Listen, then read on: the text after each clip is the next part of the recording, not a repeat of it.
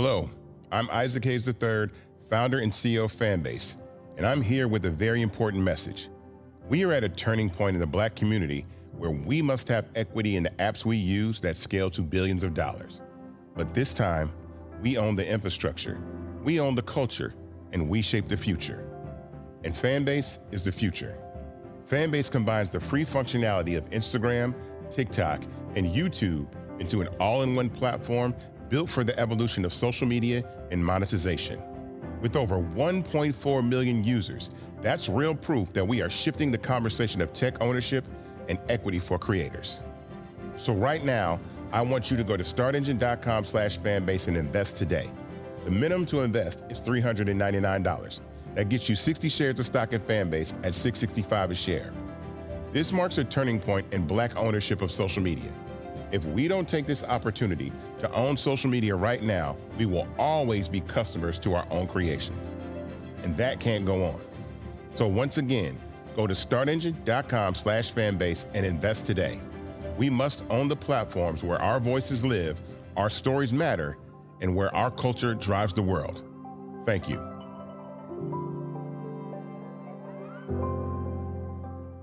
Folks, Black Star Network is here. Hold no punches. I'm real revolutionary right now.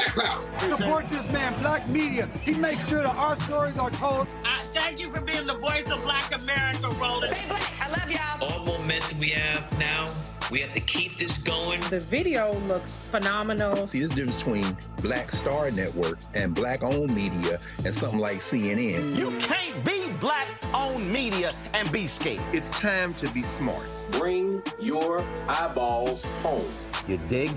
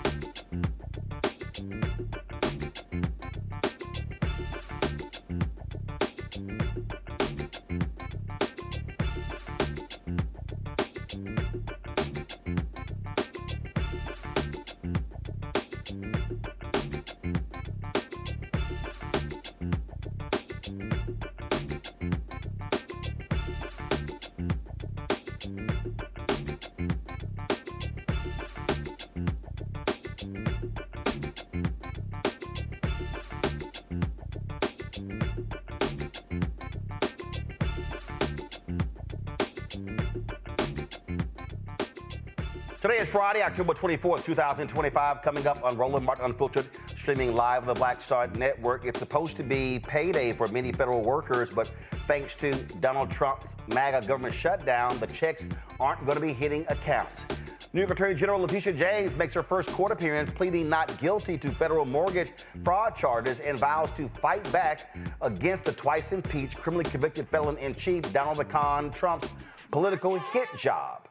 Also, Tennessee's 7th Congressional District Special election is shaping up to be a classic conservative progressive battle. We'll talk to the Democratic nominee and the director of a grassroots organization hoping to flip the historically Republican district. Stephen A. Smith issues an apology to Congresswoman Jasmine Crockett after getting a lot of heat for his comments, including from yours truly. And it was truly an FAFO moment when a white man decided to attack a black Amazon delivery driver. Instead of delivering packages, she delivered a 1-2 combo to their face. Folks, it's time to bring the funk. I'm Roland Martin Unfiltered on the Black Star Network. Let's go. He's got it. Whatever the miss, he's on it. Whatever it is, he's got the scoop, the fact, the find. And when it breaks, he's right on time and it's rolling. Best believe he's knowing. Putting it down from sports to news to politics. With entertainment just for kicks, he's rolling. It's on go, roll, y'all. It's Roland Martin, yeah. Rolling with Roland now. He's funky, he's fresh, he's real, the best, you know he's Roland Martin now.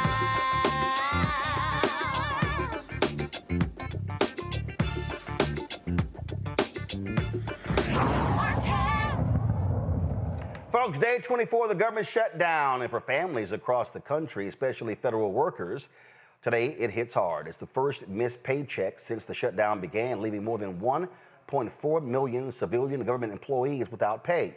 With the Senate recessed until next week and the twice-impeached, criminally convicted felon-in-chief Donald Trump beginning a multi-country trip to Asia and also focus on his little ballroom, there's little hope for a breakthrough anytime soon. The standoff is now the second longest government shutdown in American history, straining families and endangering public services.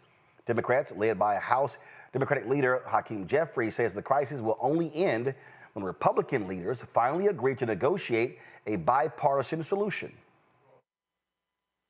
The problem that the country confronts right now is that Donald Trump and Republicans decided to shut the government down. Like, what's unclear about the fact that Republicans have the House, the Senate, and the presidency? And from the very beginning of this year, they've taken a my way or the highway approach, have steamrolled the country. in all of the things, jamming their right-wing ideology down the throats of the American people. And now Republicans are claiming that they're helpless. The problem that we have right now is that House Republicans refuse to come back. They've literally been on vacation for 4 consecutive weeks. Donald Trump has found all of the time in the world to play golf. He can try to extort $230 million to line his pockets from the Department of Injustice. Somehow the Trump administration found $40 billion to bail out a right-wing wannabe dictator in Argentina, but can't find a dime to extend the Affordable Care Act tax credits in order to make life and health care more affordable for hardworking American taxpayers. And Donald Trump is demolishing parts of the White House in real time. Why? So he can construct some gaudy ballroom where he can be celebrated as if he was a king. All of this has been happening during the 24 days of the Trump Republican shutdown. But they can't find a moment to talk with Democrats to find a bipartisan solution forward to reopen the government and to address the healthcare crisis that they are inflicting on the American people. That's why we find ourselves in this situation, and we need Republican support for a bipartisan path forward in order to get out of this situation. James Peterson, column for the Philadelphia Citizen, and host of every evening's WRD, and joins us right now. Also joining us is Michael Imhotep, host of African History Network show out of Detroit. James, I'll start with you. I mean, listen, what we are dealing with here is very clear, and that is you have Republicans who do not want the Affordable Care Act. They have hated the subsidies, and so what they have done, they have chipped away at this as much as they could, and so they're using the argument, oh, we don't want undocumented people getting emergency room service, and so emergency rooms have to serve anybody who comes through. But we know doggone well that's not the preponderance of the people who go to emergency rooms to get help. And when I have been saying consistently that this is a hill that Democrats should die on. They should not budge off of this. And if that means the government is shut down for 2, 3, 4 months, so be it, because health care is that important to the American people. Yeah, Roland, you've laid it out pretty clearly here, and Representative Minority Leader Jeffries also made the case crystal clear, I think, for the American people. I mean, this is a conundrum, right? Because a government shutdown does have a disparate impact on the African-American community. Roland, you know this, but Black women make up 6% of the United States workforce, 12% of the federal workforce.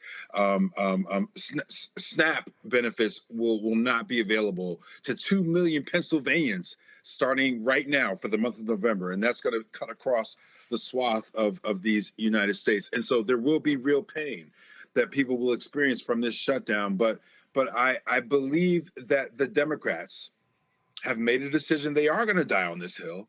And here's what's interesting. People have been clamoring and asking for the Democrats to be the oppositional party. This is what the opposition looks like, but it's a conundrum because it is painful. It has disparate impacts on the most vulnerable communities in this country. But making this decision makes sense from my perspective, because when you think about, what is it, how many votes were there in the last, it was 60, 70 times they tried to end the Affordable Care Act. It was McCain with his thumbs down gesture that prevented their last. They have been chipping away and trying to dismantle this for forever. And just so people understand, Roland, what they are trying to protect are the dollars of billionaires to buy yachts and private planes. That's what those tax subsidies essentially represent, right? The tax credits and subsidies take a little bit of money from the wealthy to subsidize middle-class Americans, working-class Americans, to make healthcare affordable for them.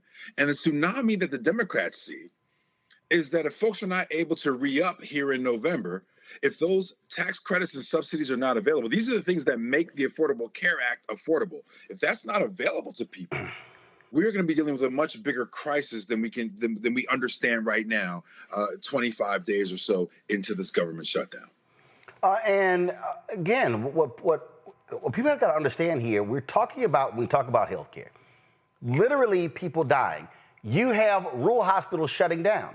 We've seen this before. We saw what happened before when they did not have any Medicaid expansion, hospitals shutting down in North Carolina and other places. And guess what? People who had a health emergency could not travel some 65 miles away, and they were dying. This is literally a life and death issue. Yes, it is. And again, it's shameful that listen, the Republicans control the House of Representatives, the Senate, the White House, the Supreme Court, many of the state legislators that did not accept the Medicaid expansion, Roland. Many of the state legislatures that did not accept the Medicaid expansion are Republican state legislators. They control government, but they will not take accountability for this moment and this shutdown, again, even as it has a disparate impact on our community. Once again, Black women specifically have to bear the brunt of advancing the cause of cultivating and preserving this very fragile democracy. But this is the right hill for this iteration of the Democratic Party to stand on, because again, healthcare impacts everyone. If you think you have private healthcare from your insurer or whatever, you have to understand, if ACA goes away, your premiums go up. If more people are seeking healthcare through urgent care and emergency medicine care, your premiums go up. So this impacts everyone. There will be millions of Americans who can't afford healthcare if these subsidies are not renewed, but it will ultimately impact the entire system. Well, you know, I look at these people who complain. Let me pull this tweet up. So, just moments ago, you know, you got Ted Cruz. He tweeted this idiot tweeted this. Paying for his healthcare, Roland. Right. And so this one guy posted how average U.S. family health insurance went up. And this guy said, go to my iPad, Henry. So he says in 1999 it was $6,000. And then in 2025, he claims it's $27,000. So this is what he's claiming. And so Ted Cruz goes, this is what Obamacare produced. Meanwhile, health insurance company profits have doubled. Some of us told you this was exactly what was going to happen. I'm sorry. Can you show me any evidence where Senator Ted Cruz, as well as the Republicans, are trying to stop health insurance companies from doubling their profits? I don't see it. You got Donald Trump, who wants to roll back the prescription drug benefits. They fought lowering the price of EpiPens. They fought $35 insulin. So I'm sorry, I'm not buying their BS. Roland, your disgust is appropriate here. How can we have a conversation with Senator Ted Cruz? We're paying for his health care, right? And he's trying to tell us about how some of the most vulnerable communities are experiencing the costs of healthcare. It is true that the American healthcare system is expensive and not efficient enough. There are a lot of reasons why that's the case, but people don't want to have this conversation, Roland. The reason why our healthcare is expensive and not efficient and effective enough is because there's no public option. It's because of the laissez-faire free market policies that Republicans love, and that unfortunately are the feature of the American capitalistic system. So there are reasons why our healthcare is expensive and not efficient enough, but we can't have that discussion right now with someone who is enjoying the best healthcare this country has to offer at our expense. I'm not talking to any senators about healthcare. What I'm saying to senators and elected officials is get this deal done. Restore the credits and subsidies that make the Affordable Care Act affordable, because the American people demand it. Poll your people, poll your red states, see what they say, right? They demand it, and without it, this fragile healthcare system, never mind our democracy itself, this fragile healthcare system will be in jeopardy. So what are your callers saying about your U.S. Senator John Fetterman? This is from a media item right here. John Fetterman has been urging Republicans to use the nuclear option to reopen government. He says, I don't want to hear any Democrat clutching their pearls. What are your callers saying? I can't repeat exactly on your program what my callers have been saying in the comments about Senator Fetterman, but I think he will have a very, very difficult time. No, actually, you can say it on my show because I don't have FCC oversight, so we're good. I take it they're pissed. They are more than pissed, Roland. They feel betrayed by Senator Fetterman, and this has happened too often. They're feeling shades of the Bernie bros who showed some of their racist colors at times in certain elections, right? And I love Bernie Sanders, but you understand that there are leftists. There are people who pose as leftists, who are ultimately ideologically more aligned with right-wing politics. Senator Fetterman has availed himself as such. He has essentially caucused with the Republicans. I do not believe, and I have an open invitation, Roland, for you to come on my show. Please come on my show, Roland. But an open invitation for Senator Fetterman to come onto my show and speak to his constituents, his black constituents on the platform of WRD. That is open to him. We have asked out. Please come on and talk and explain, why you are convening with President Trump. Explain why you are caucusing and voting with the Republicans at the senatorial level. I do not think that Senator Fetterman will be able to launch a re-election campaign as a Democratic representative in the Commonwealth of PA. Maybe he can do it as an independent. Maybe he can do it as a Republican. I don't think he'll be able to do it with the support of the black community in the state of PA. This was the video that he dropped talking about the government shutdown. Hi, here we are, and our government remains closed. And I think that's failure. And I'm the guy that's going to consistently vote for country over party. I'm always going to vote for paying our military over the party. I'm always going to vote for paying the Capitol Police over my party. And I'm going to continue to fight for the 2 million Pennsylvanians that depend on SNAP to feed themselves. And I'm also going to fight for the same 400,000 Pennsylvanians that depend on those tax credits to make health insurance more affordable. Two things are true, and now we can fight for all of them as long as our government is open. My vote is going to remain firmly on keeping our government open, and I'm going to continue to fight for all of those Pennsylvanians that I'm honored to represent here. So I'm confused. How are you going to fight for the subsidies if Republicans want to get rid of the subsidies? Roland, with all due respect to Senator Fetterman, those comments are made in the context and spirit of good faith. And we have a Republican-run federal government at the level of the House of Representatives, the U.S. Senate, the White House and the executive office, and the Supreme Court that are not operating in good faith. And so it's okay. It sounds good. That's a great video, Roland. Thank you for playing it. It sounds good. It looks good. Like you're a true American. You want the subsidies for ACA. You want the SNAP benefits to be in place for November. The SNAP benefits will not be in place for November. That's not going to happen. We are too close to that deadline to reverse that at this point. But you think that your colleagues, your Republican colleagues at the Senate, are prepared to actually negotiate on the tax subsidies and credits that make the Affordable Care Act affordable, then you're not paying attention. They want their lobbyists, the wealthy folks that they represent, the oligarchs, the plutocrats, the tech bros that they represent, to be able to get their next yacht or their next plane. They have chosen that over healthcare for millions of American people. You have to say that in your video, Senator Fetterman.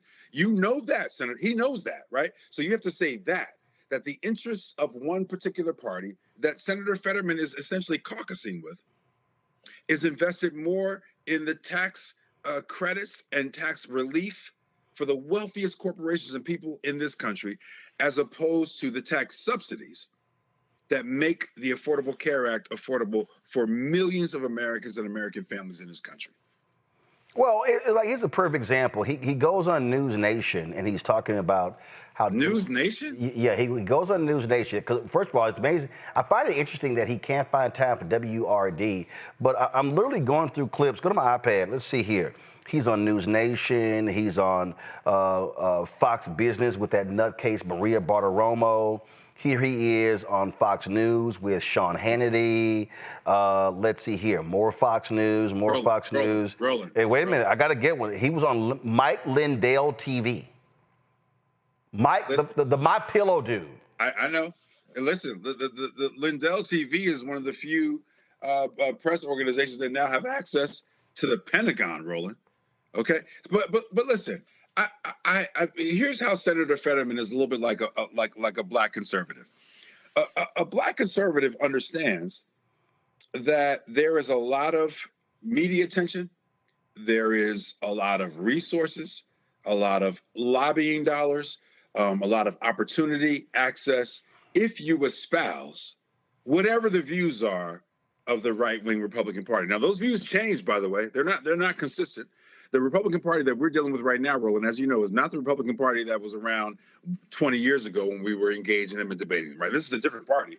But if you subscribe to them, if you are a black face, or in the case of Senator Fetterman, a Democratic face that caucuses with them, then you will have unlimited appearances on Fox, on Lindell TV, on News Nation, on whatever right-wing network you want to be on. You'll have access to the Sinclair network. They will talk about you in conservative publications. They'll write you up on Fox. They will tokenize you if that's what you want.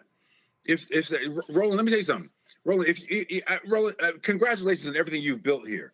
This network, your show, right? If you wanted to become a billionaire, you could switch sides right now, Roland. I've said that many times. If I right now, with my skill set, absolutely, please. It wouldn't even, I would have Republican billionaires throwing money at me if I chose to be a Brandon Tatum, Candace Owens, any of these people. They would be lavishing me with all kind of stuff. Throwing money at you. You'd never have to raise money again. You'd have to ask money for money again. You're not going to do that. You're a principled person. I'm just saying so people can understand the dynamics of the marketplace that we're in. We're in a political marketplace where money still, unfortunately, drives and controls ideology. And under the current administration, it drives and overdetermines policy. Yeah, it's as simple as that. Let me go to a quick break. I want to come back. I got a couple more questions I want to ask you.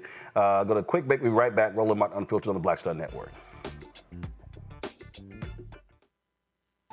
As a pastor, I hear a lot about trips to the doctor, bills piling up, jobs being lost. So as your delegate, I went to work writing laws that protect families, helping parents care for their disabled children, capping insulin costs, lowering prescription prices, and investing in our police and schools. I'm Josh Cole, and as your delegate, I'm working to keep us strong and safe. What's up? It's your girl, Tamika D. Mallory, and you are watching the Black Star Network.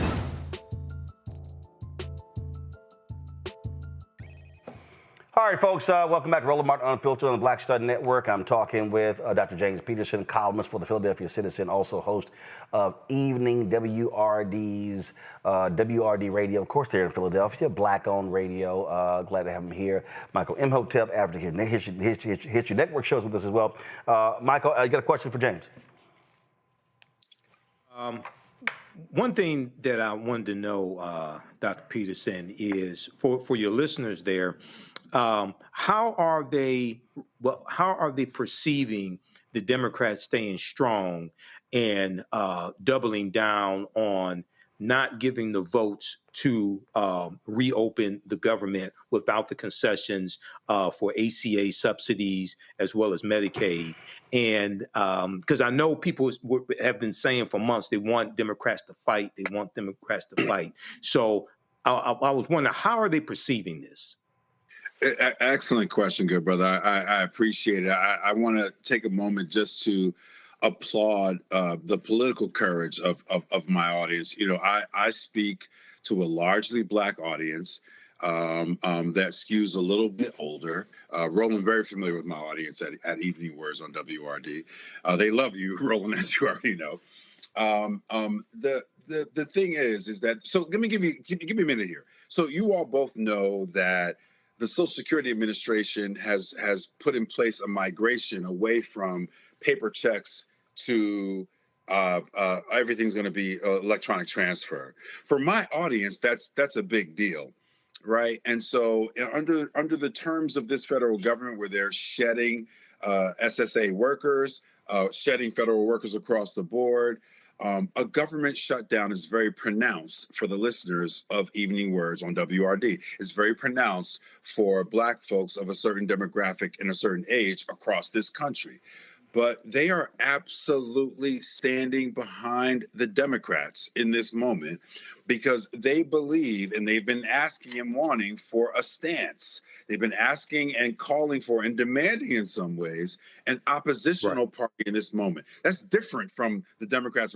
They want someone to formulate and cultivate an opposition.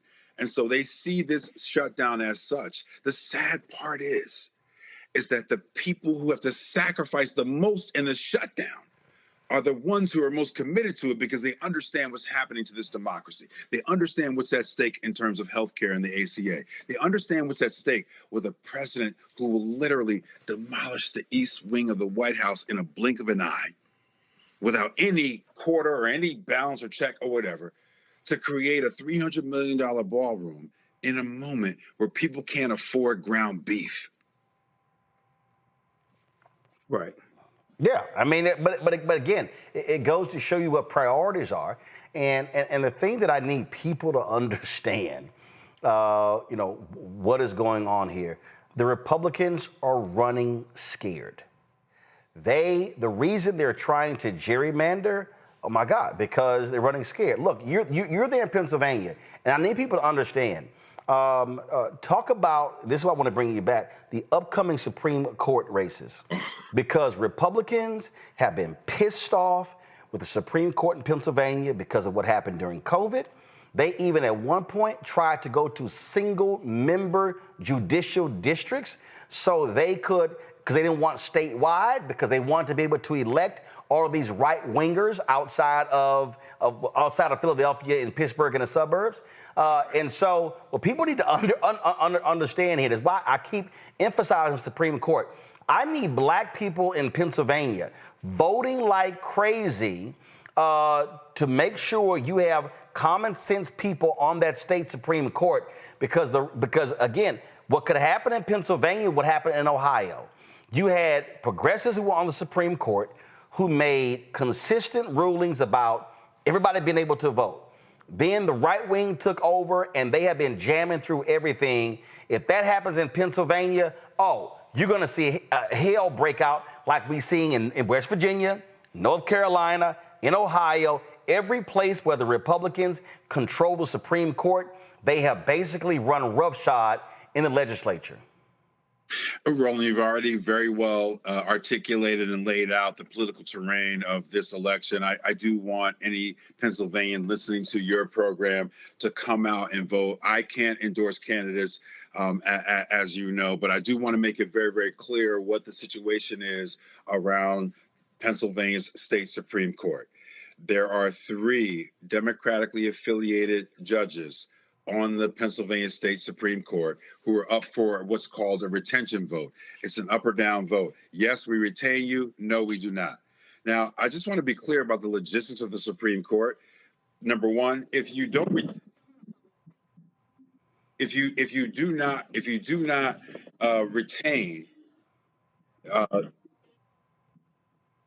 not retain these judges, then the Supreme Court can't even function the way that it's supposed to, right? Because it will have to have new judges put in the next session.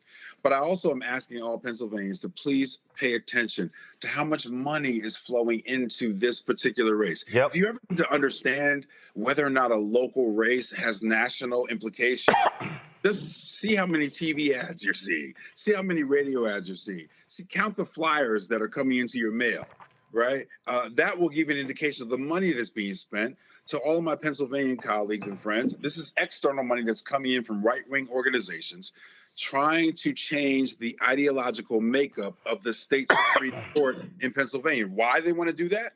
Because the state Supreme Court may have the ultimate decision about electors and about elections. It may have the ultimate decision about reproductive rights. It may have the ultimate decision about the insulation of our state from these federal policies, the insulation of our state from the intrusion of ICE, the insulation of the state of Pennsylvania from any kind of federal overreach. The state Supreme Court may be the last bastion, right, of insulation against those things. And so Republican forces outside of the state, Roland. Elon Musk. I mean, these are the three judges: David Wecht, Christine Donahue, Kevin Dougherty.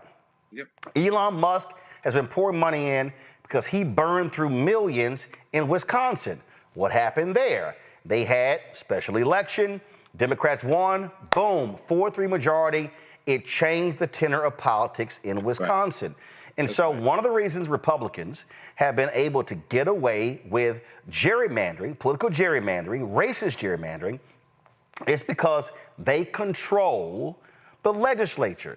Then they control the state Supreme Court. So what happens? The legislature passes these jacked up maps. Supreme Court validates them.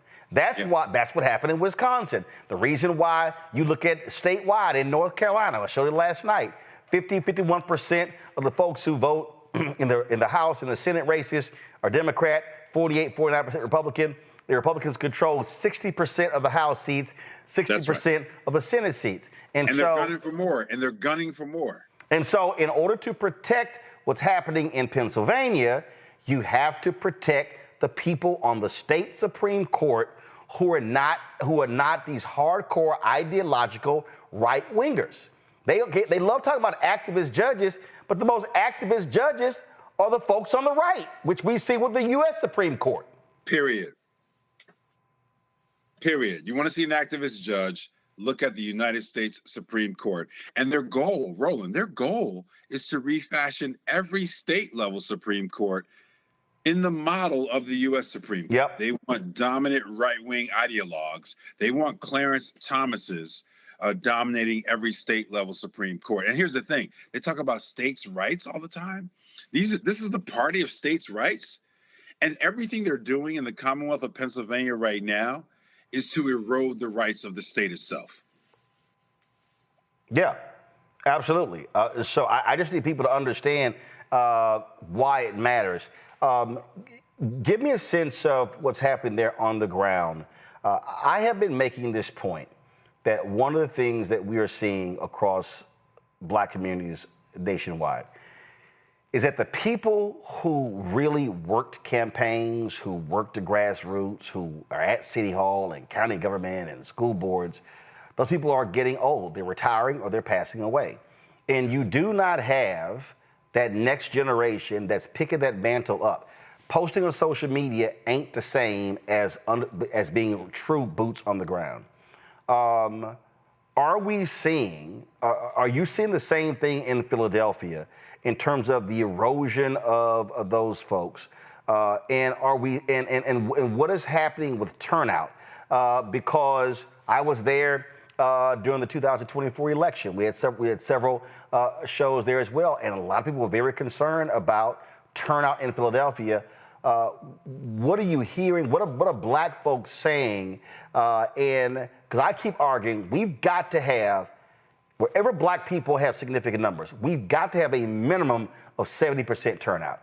We cannot keep 48, 51, 55, 57. No, we got to be at 70 or higher in order to offset these right-wing MAGA folks who are voting, in your case, in other parts of Pennsylvania.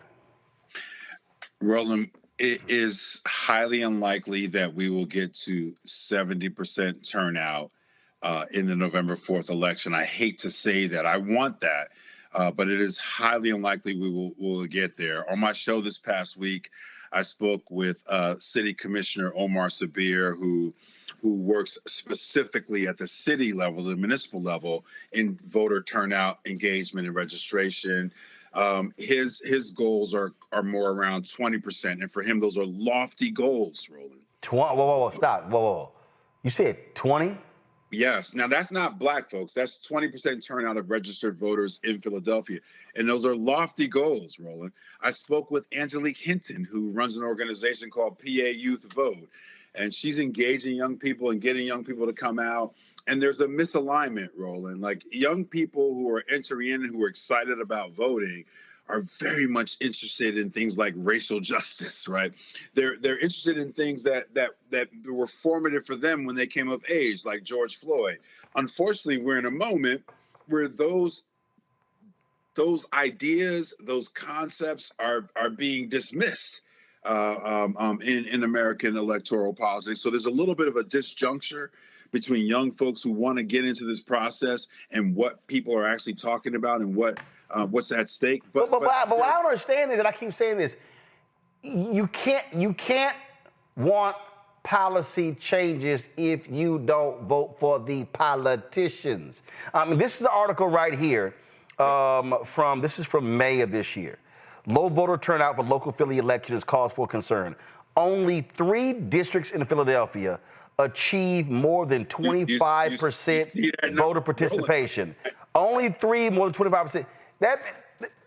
So 75% of the folk didn't turn out, but I guarantee you the bitching and moaning is much bigger than 25%.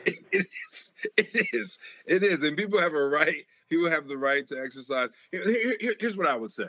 What I want in Philadelphia, in Pennsylvania, and across this nation is a set of parameters and ideas that make our democracy more accessible and more inclusive. I want to start here. And I asked the commissioner about this, and I'll talk to any elected official in Philadelphia about this. Why not just give everyone the day off on election? Do it at the municipal level. Do it at the state level. Give everyone the day off. At least then the state, the city, the community is saying this is important. Right. So that, you know what I mean? Let's do that. The federal government should do it as well. But until we get the federal government, let's do that. The second piece is that we have got to start to field candidates. If we're interested in cultivating and preserving this democracy, we have to field candidates that can engage people across demographics. Obama was great at that, but we haven't done a good job of fielding candidates that can do that. The thing, you can hate Trump all you want, but he appeals to a wide range of demographics for a variety of reasons, but he cuts across different demos and regions and age and race and all those things. You have to field candidates like that because that's what the electorate looks like. I don't know if Dems always understand that. And again, I can't endorse anyone here, but when you look at the judges that we're asking people to vote to retain, people look at those judges and they don't understand what their connection is to them. But see, but that's why what I have been saying that we have to, and Michael, I've made this point, we've got to have citizenship education. We've got to have civics 101. Yes. Political education. We got to be teaching this 100%. Constantly. I mean, again, go back to my iPad. That election in May in Philadelphia, 16% of the voters in the city participated. Terrible. 84% of the people registered to vote in Philadelphia did not vote. Damn. And let me add this though, Roland, listen, you got to understand also, they live in a city where there are a lot of challenges around poverty and around gun violence, whatever, and that's a democratically run city. It's been a democratically run city for a long time.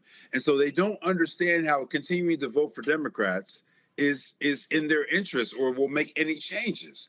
And so there's accountability that particularly generational Democratic elected folks who've been in office for a long time have got to be able to answer to the people for. I try to hold those folks accountable anytime they're courageous enough to come on my show.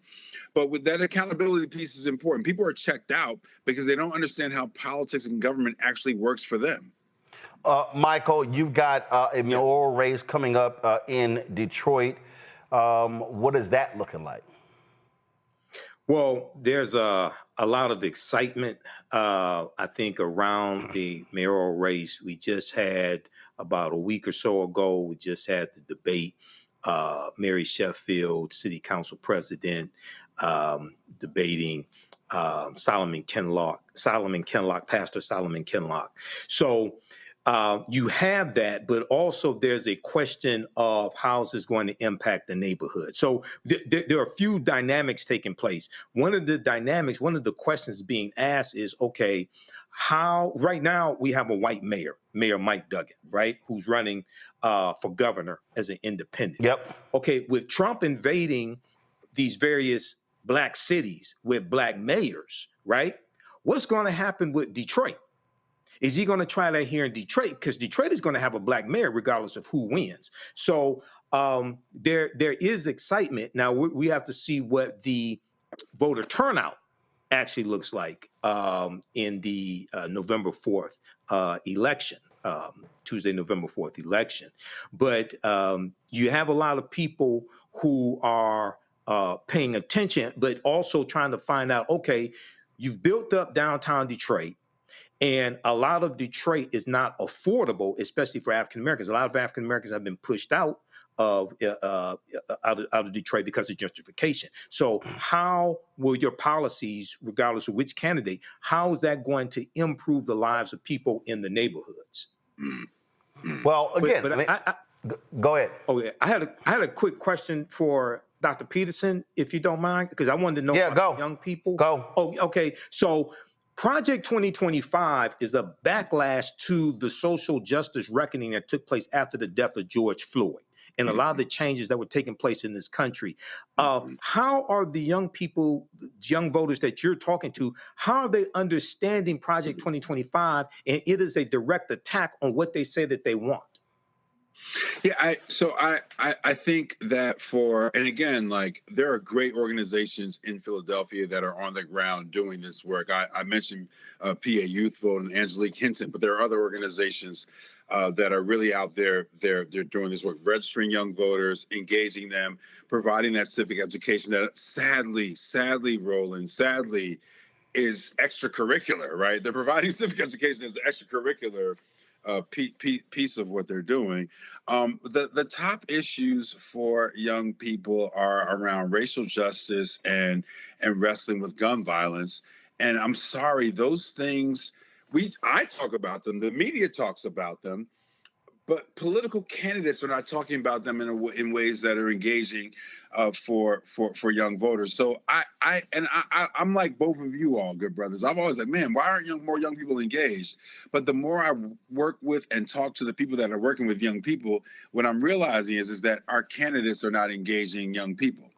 Our candidates are not talking about the issues that matter to young people. They want to talk about funding of their schools. How do you end gun violence? And how do we really get to some racial equity and racial justice? And those simply are not the issues that are at the fore of this cycle in coming up in November 4th. And sadly, they were not at the fore in 2024 from their perspective. And so I want to try to bridge that gap a little bit.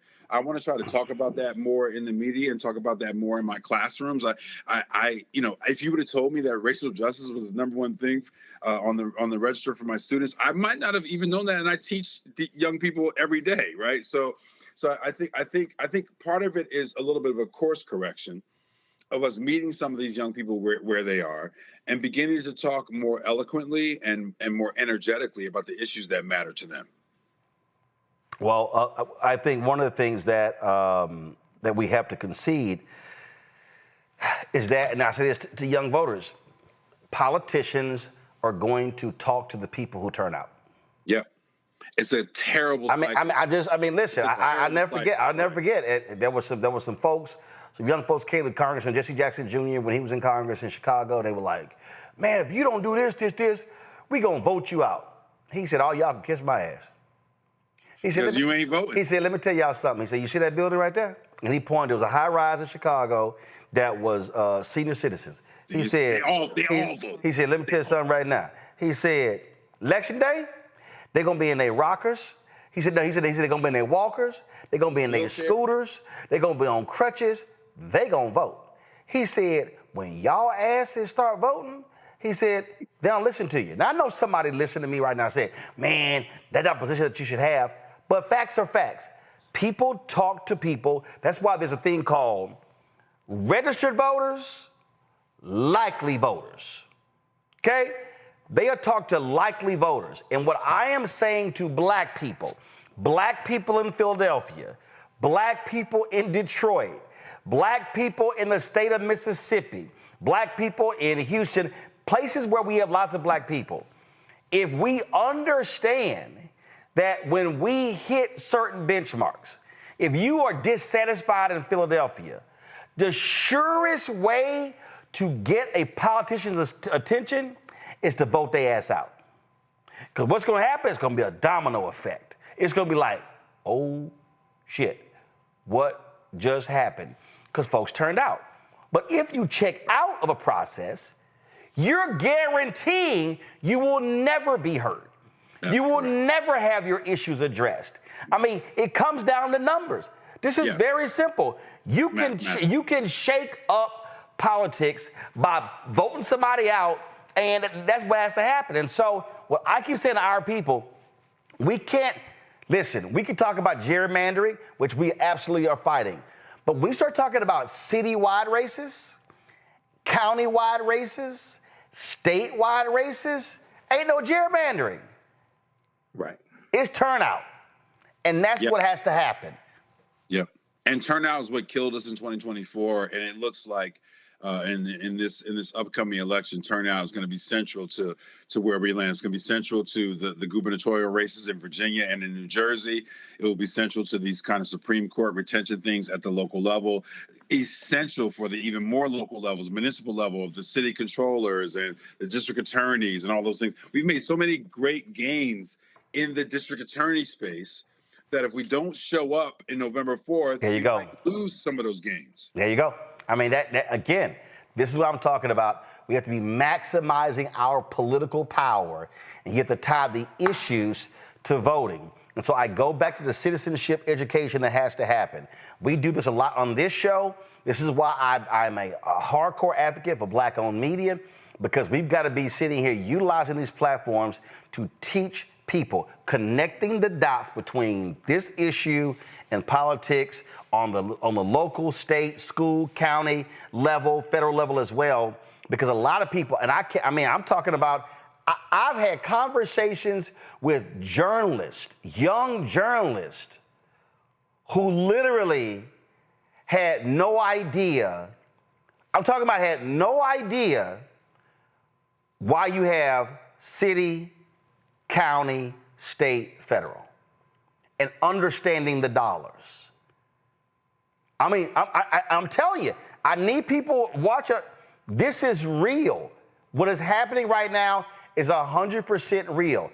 Folks literally have no idea how these things intersect. Listen, my dad just sent me a text. Him and my mom voted in Texas. There are 17 constitutional amendments that are on the ballot on November 4th.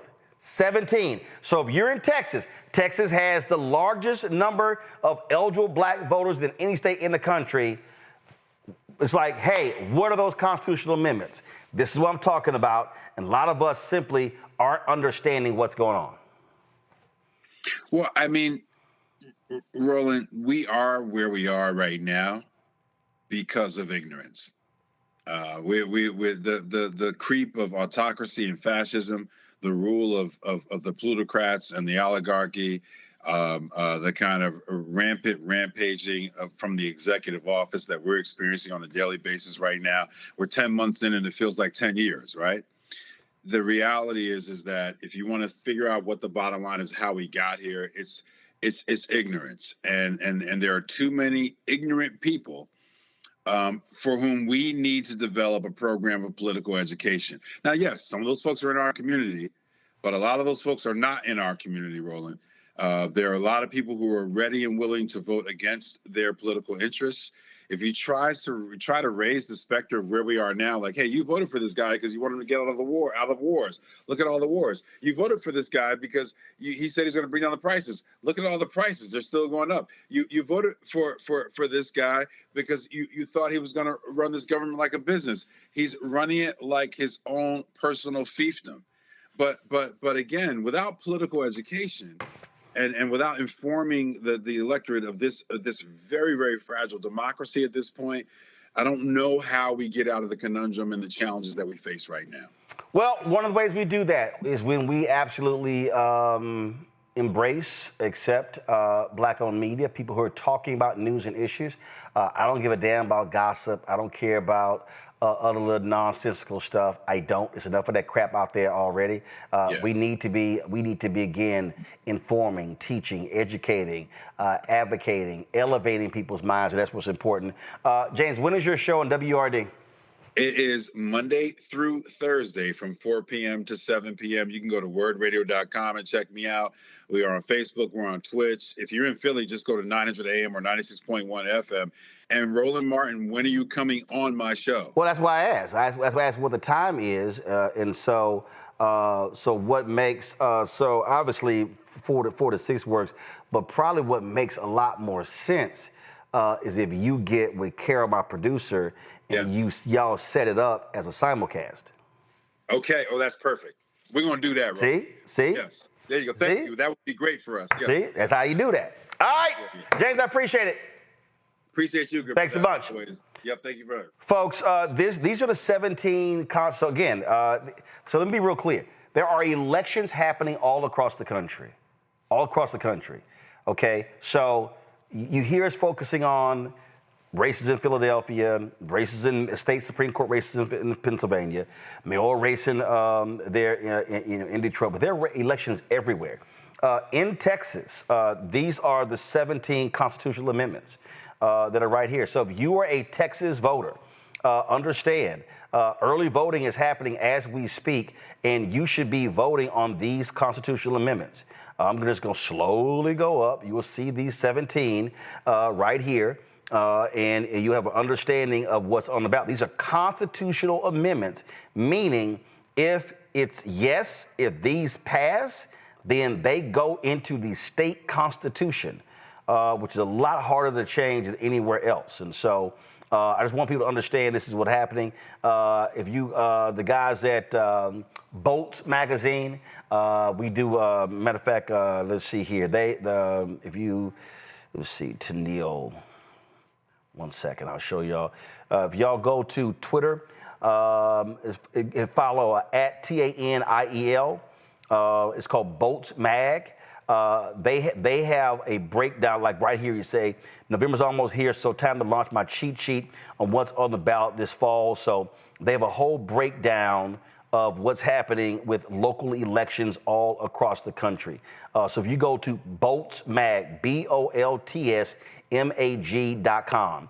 So of course you've got the governor's race in New Jersey, you've got the statewide elections here in Virginia, the governor's races, you got the mayoral election in New York City, you got Prop 50 in California, but you've got, and you see, go back to my iPad, you see right here, hey, Georgia, y'all have got some critical races there, the Georgia Utility Commission. And so check that out right there. You got mayoral races in Albuquerque, Detroit, Jersey City, Minneapolis, Seattle, city councils in Aurora to Spokane. You've got ballot measures. Right here, it says ballot measures could reshape how people vote in Maine and New York. Voters would directly weigh in on criminal justice via sheriff and prosecutor races, such as in Philadelphia, Seattle. You also have school boards in Colorado, Pennsylvania, and Texas. You got county referendums. You got bond elections, which determine how money is spent on parks, schools, and transit.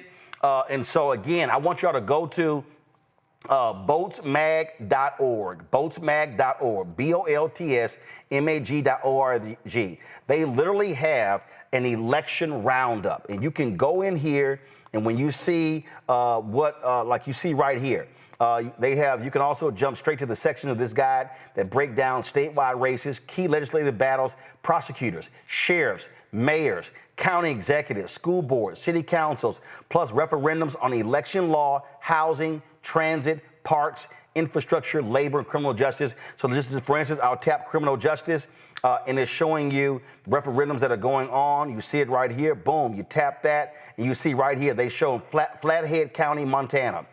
in Texas.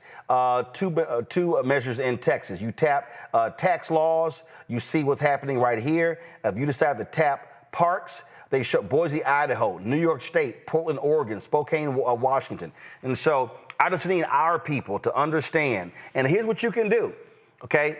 I don't know how it works in your state. In Texas, you can take a sample ballot and you can fill your sample ballot and you can take that into the voting booth in Texas and sit it right there, and then boom, my sample ballot, this is how I'm gonna vote. So I don't know how it works in all states. I do know in Texas, you can take a sample ballot and you can do that. I just need our people to understand that all these elections are critically important. And so, matter of fact, I'm going to reach out to Daniel to get him on the show. We can talk about these things as well.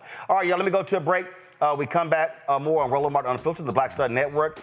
This is why you have to support the work that we do, y'all, because you're not getting this granular conversation about elections on MSNBC, CNN, Fox, ABC, NBC, CBS.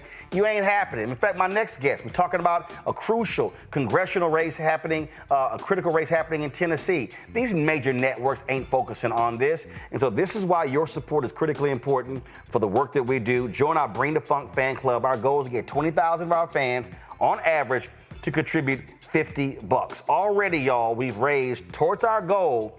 We've raised $300,000. We've got 2 more months. We got November and December to raise the additional money. This will, because trust me, I was on the phone today, I was on the phone yesterday, talking to potential staffers. We're talking about developing a health show, business show, another daily news show. And so these things are happening, but your support is critical to make that important, because again, if 20,000 of our fans contribute on average $50 each, that raises $1 million, that money literally pays our expenses for 5 months. So now, our YouTube money, our other advertising money, we can cover the rest of the year. So your support is critical. If you want to give me a cash app, use the Stripe QR code. You see it right here. That's for credit cards as well. PayPal is R Martin Unfiltered. Venmo is RM Unfiltered. Zelle, Roland at RolandSMartin.com. Roland at RolandMartinUnfiltered.com. Checks in money order. Make it payable to Roland Martin Unfiltered, P.O. Box 57196, Washington, D.C. 2003 7-0196. Back in a moment.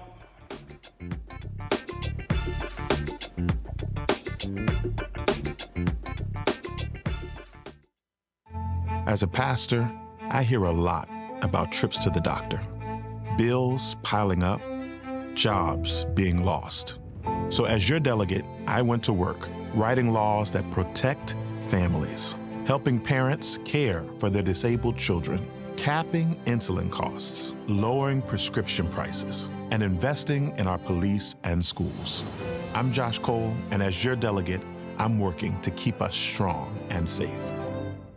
Nicole Cole knows the cornerstone of a successful life starts here. Virginia Public Schools gave Nicole an excellent education. They helped her become a small business owner, family financial planner, mother, and community leader. Now, after 4 years on the Spotsylvania School Board, Nicole is running for delegate to meet the needs of all students. As our delegate, Nicole will fully fund our schools, raise teacher salaries, and help graduating students stay in our communities. Nicole Cole for delegate. For us, for our future.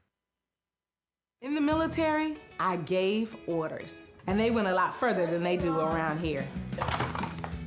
If there's one thing I've learned as a mom and foster parent of more kids than I can count, investing in their future isn't a choice.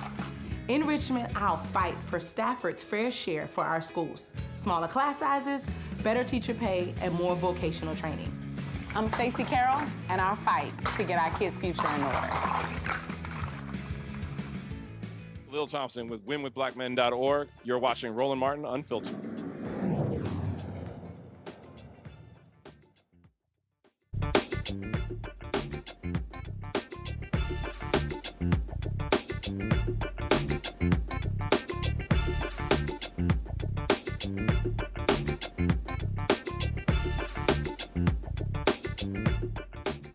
Folks, December 2nd, huge race happening in Tennessee. State Representative Afton Bain will compete against Republican nominee Matt Van Epps for the 7th Congressional District seat, which became vacant after Republican Mark Green resigned over the summer to take a job in the private sector. The district is predominantly Republican, includes both suburban and rural counties, as well as some Democratic areas in Davidson County, including Nashville. Now, you got to remember, Republicans screwed Nashville by splitting the city into 4 different congressional districts because they didn't want a Democrat representing Nashville. Well, joining us right now is State Representative Bain. Glad to have you here. So, all right, so this is important because you have a real shot at winning this. So this is a perfect example. When Republicans split Nashville, they did not like the fact that Nashville was a Democratic congressional seat, which means that you have Democratic voters who are still there. So if you have, I keep talking about maximizing turnout, and this is a perfect example. I keep saying for African Americans, I need 70% plus.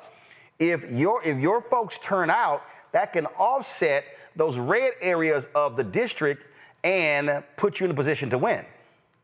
Well, first, I want to say thank you so much for having me. I'm a longtime listener, first-time caller. So appreciate it. Excited to be here. But yeah, so as we know, the district was incredibly gerrymandered to dilute Black power from the district. And so, but what they did is they got a little bit greedy. And so they took the highest voting turnout precincts in Davidson County, which includes Black communities, coupled with all the way up to Fort Campbell at the Kentucky border, which includes Montgomery County, which is a purple county, and then all the way down to the Alabama border. And so because it includes 3 counties, Williamson, Montgomery, and Davidson, which have a high turnout of Democrats, it makes this race really competitive. I'll also add that early voting totals for the primary election just showed us Democrats shy of 6,000 votes and catching up with the Republicans. And so, as you mentioned, this is absolutely a mobilization race, and I'm super excited to be the nominee. So I'm looking at this story here, and it said you won the Democratic Party primary by less than 1,000 votes earlier this month.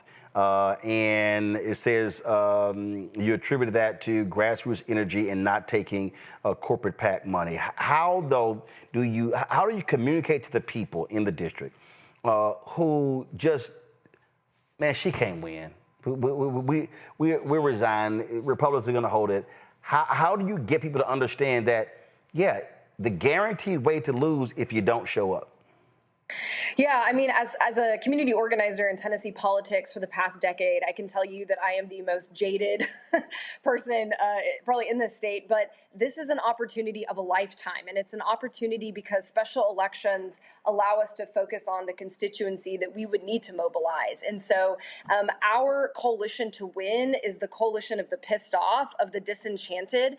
If you think things are not working for you, then I am your candidate. If you feel just overwhelmed by the chaos of Washington and the cost of living, then I am your candidate, and I will fight for you. And I've been out on the campaign trail talking to people who voted for Trump, disenchanted Republicans, disenchanted independents, and then obviously our base is really mobilized. So this race is looking more and more competitive. You call yourself a pissed off social worker. Explain. Yes. Explain that.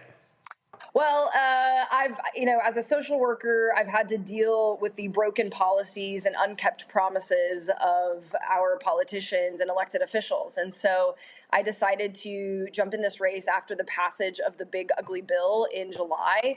I have a close friend of mine who has a Section 8 voucher and receives SSDI benefits. She receives $800 a month, and she received a notification from the Trump administration that her benefits were going to be cut. The same week, she received a letter from our Medicaid program, TennCare, saying that she wouldn't be able to get a medication that she needed. And so I've been so upset with what's going on, and so I thought I'd channel my rage into this campaign. So one of the things that I'm always one of the things I'm always talking about, and when we talk about these elections, I talk about data, and numbers.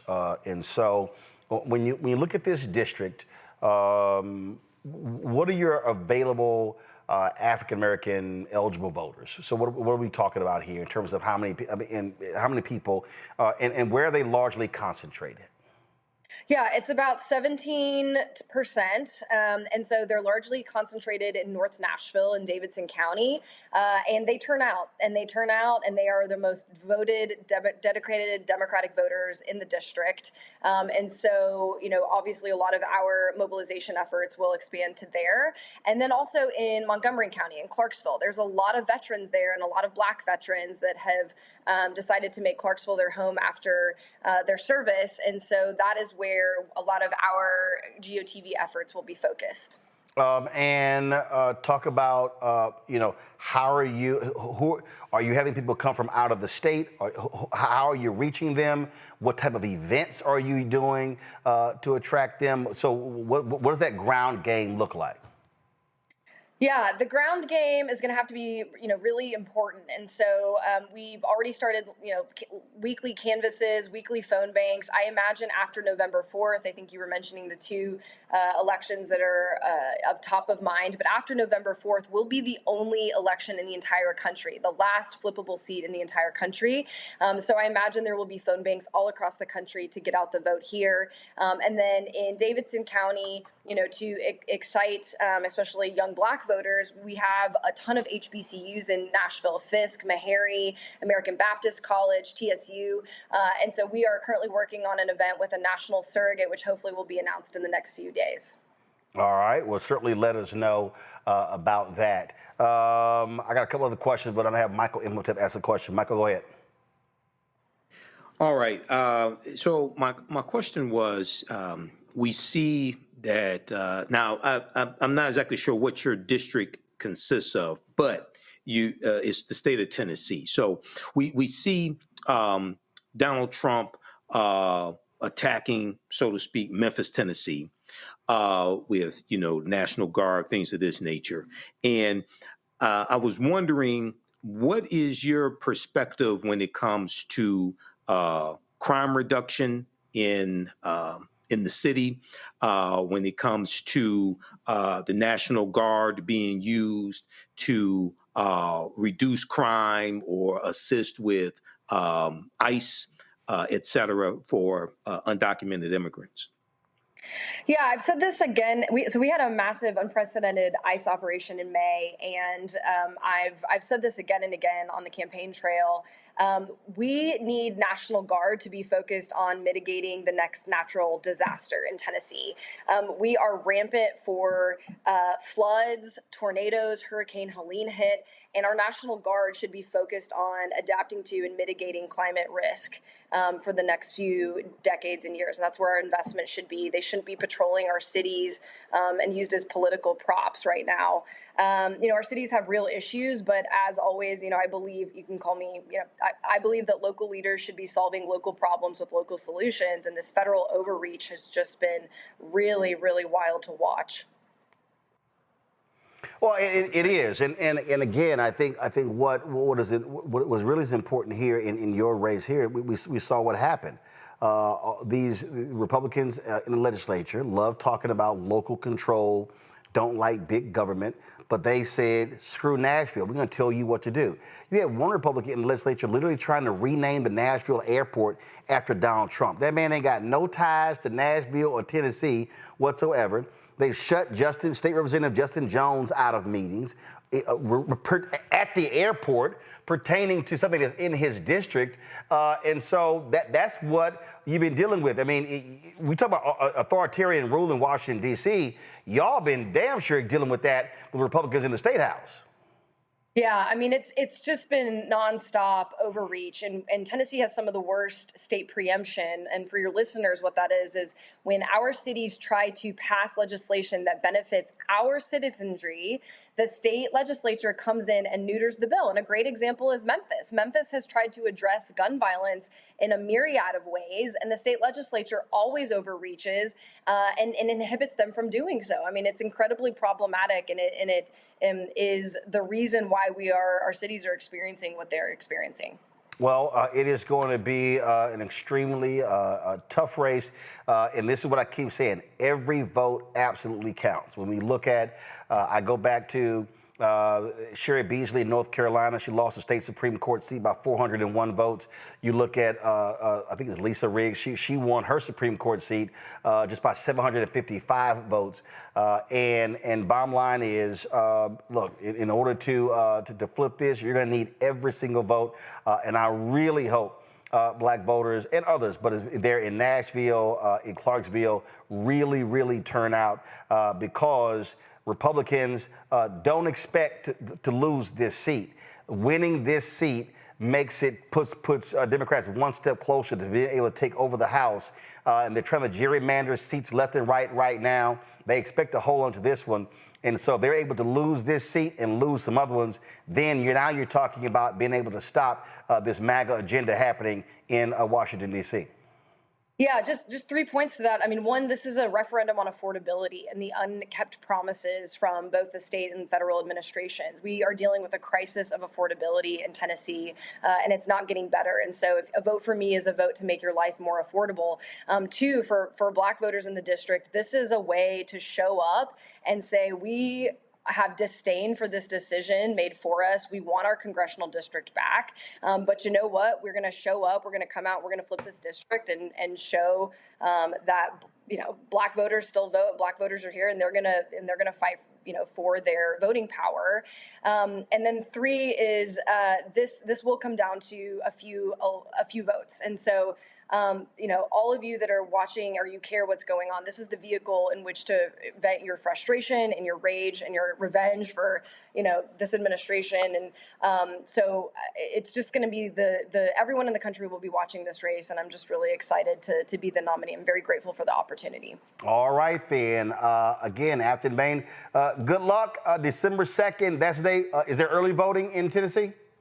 Yes, there is, and most Democratic voters vote early. So vote early, vote Afton, vote November 12th through, I believe, at the third week of November. So early voting starts November 12th in your race. Okay? All right, we appreciate it. Thanks a lot. Thanks so much. All right, folks. Again, y'all, it's voting. That's what it comes. I'm telling you, you cannot. All these people out here who keep saying, man, I'm not political, this stuff means nothing to me. There is nothing in your life, nothing, zero, that politics does not have a role in. Not a thing. Going to a break, we come back. New York Attorney General Letitia James shows up in court. We'll tell you what she had to say about these, trumped up, no pun intended, charges against her regarding mortgage fraud. You're watching Roland Martin Unfiltered on the Black Star Network.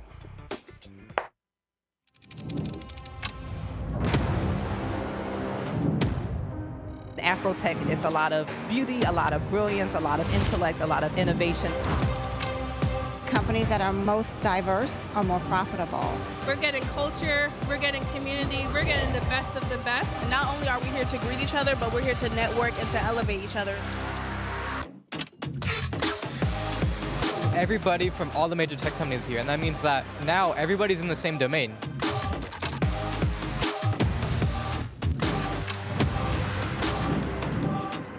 This is the premier event every year. This is really where we could take off. You can go fast by yourself, but we go farther together. This is where you're supposed to be.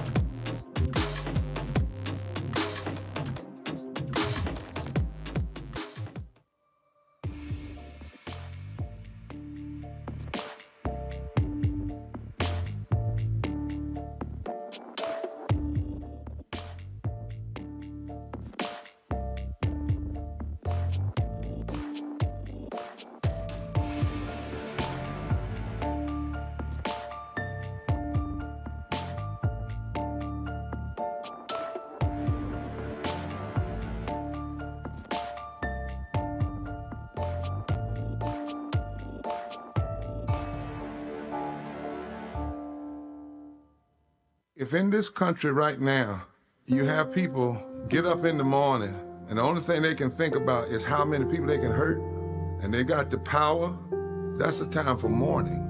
For better or worse, what makes America special, it's that legal system that's supposed to protect minorities from the tyranny of the majority. We are at a point of a moral emergency. We must raise a voice of outrage. We must raise a voice of compassion. And we must raise a voice of unity. We are not in a crisis of party versus party. We are in a crisis of civilization, a human rights crisis, and a crisis of democracy itself. And guess what? You've been chosen to make sure that those that would destroy, those that would hate, don't have the final say, and they don't ultimately win. This week on The Other Side of Change. Book bans, anti-intellectualism, and Trump's continued war on wisdom. This is a coordinated backlash to progress. At the end of the day, conservatives realized that they couldn't win a debate on facts. They started using our language against us, right? Remember when we were all woke and the woke movement and all that kind of stuff? Now everything is anti-woke, right? When we were talking about including diversity, equity, inclusion, and higher education, now it's anti-DEI. All this are efforts to suppress the truth because truth empowers people. You're watching The Other Side of Change only on the Black Star Network. Hey, I'm Mark Morial, President and CEO of the National Urban League, and I'm watching Roland Martin Unfiltered.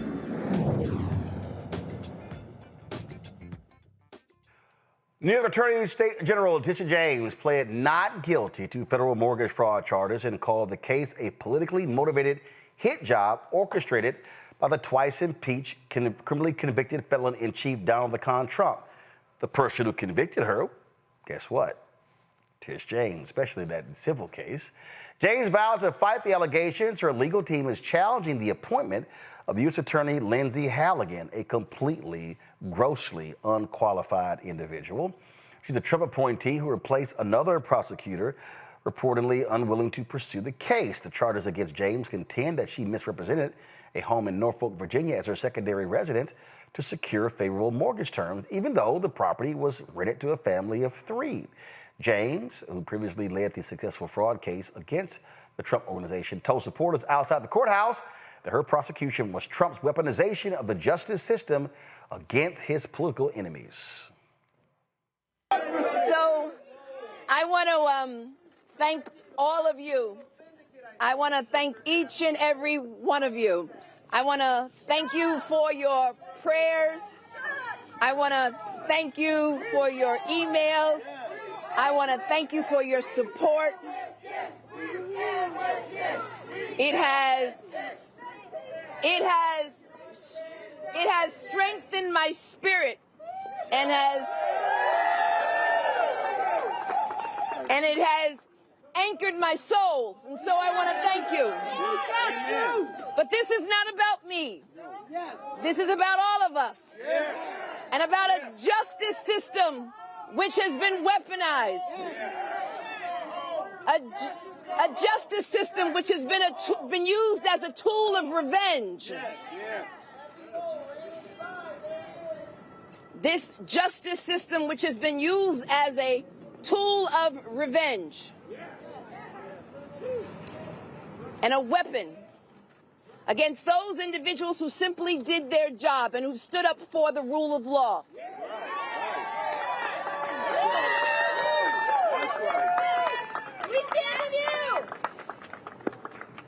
And a justice system which unfortunately is nothing being used as a vehicle of retribution. But my faith is strong. And my faith is, I have this belief in the justice system, in the rule of law, and I have a belief in America and all of its individuals who have stood with me, not only in New York, but all across this nation. I've heard from just about every jurisdiction in this nation who have said, stand up and be tall. And never, ever cow down or back down or break or bend. So there's no fear today. No fear. No fear. No fear. No fear. Because I believe that justice will rain down like water and righteousness like a mighty stream. And I'm here to say that my work and my job and all that I do, all throughout my public career, I've stood up for the rights of New Yorkers and Americans, and I will not be deterred. And I will not be deterred. I will not be distracted. I will do my job each and every day, and that's why I'm headed back to New York, because there's work to be done, standing up for the rule of law. God bless you and thank you all, and I appreciate you. And we're already seeing reports that the evidence they claim is a smoking gun is not exactly that. So can't wait to see Trump's incompetent, unqualified prosecutor get embarrassed in federal court. All right, y'all, let's talk about this trade tariff. So Donald Trump last night tweeted, "I'm cutting off negotiations with Canada because, damn it, the Ontario Premier had the audacity to run commercials in red states during sports games using the voice of Ronald Reagan, trashing high tariffs." I love this ad. Roll it. When someone says, let's impose tariffs on foreign imports, it looks like they're doing the patriotic thing by protecting American products and jobs. And sometimes for a short while it works, but only for a short time. But over the long run, such trade barriers hurt every American worker and consumer. High tariffs inevitably lead to retaliation by foreign countries and the triggering of fierce trade wars. Then the worst happens. Markets shrink and collapse, businesses and industries shut down, and millions of people lose their jobs.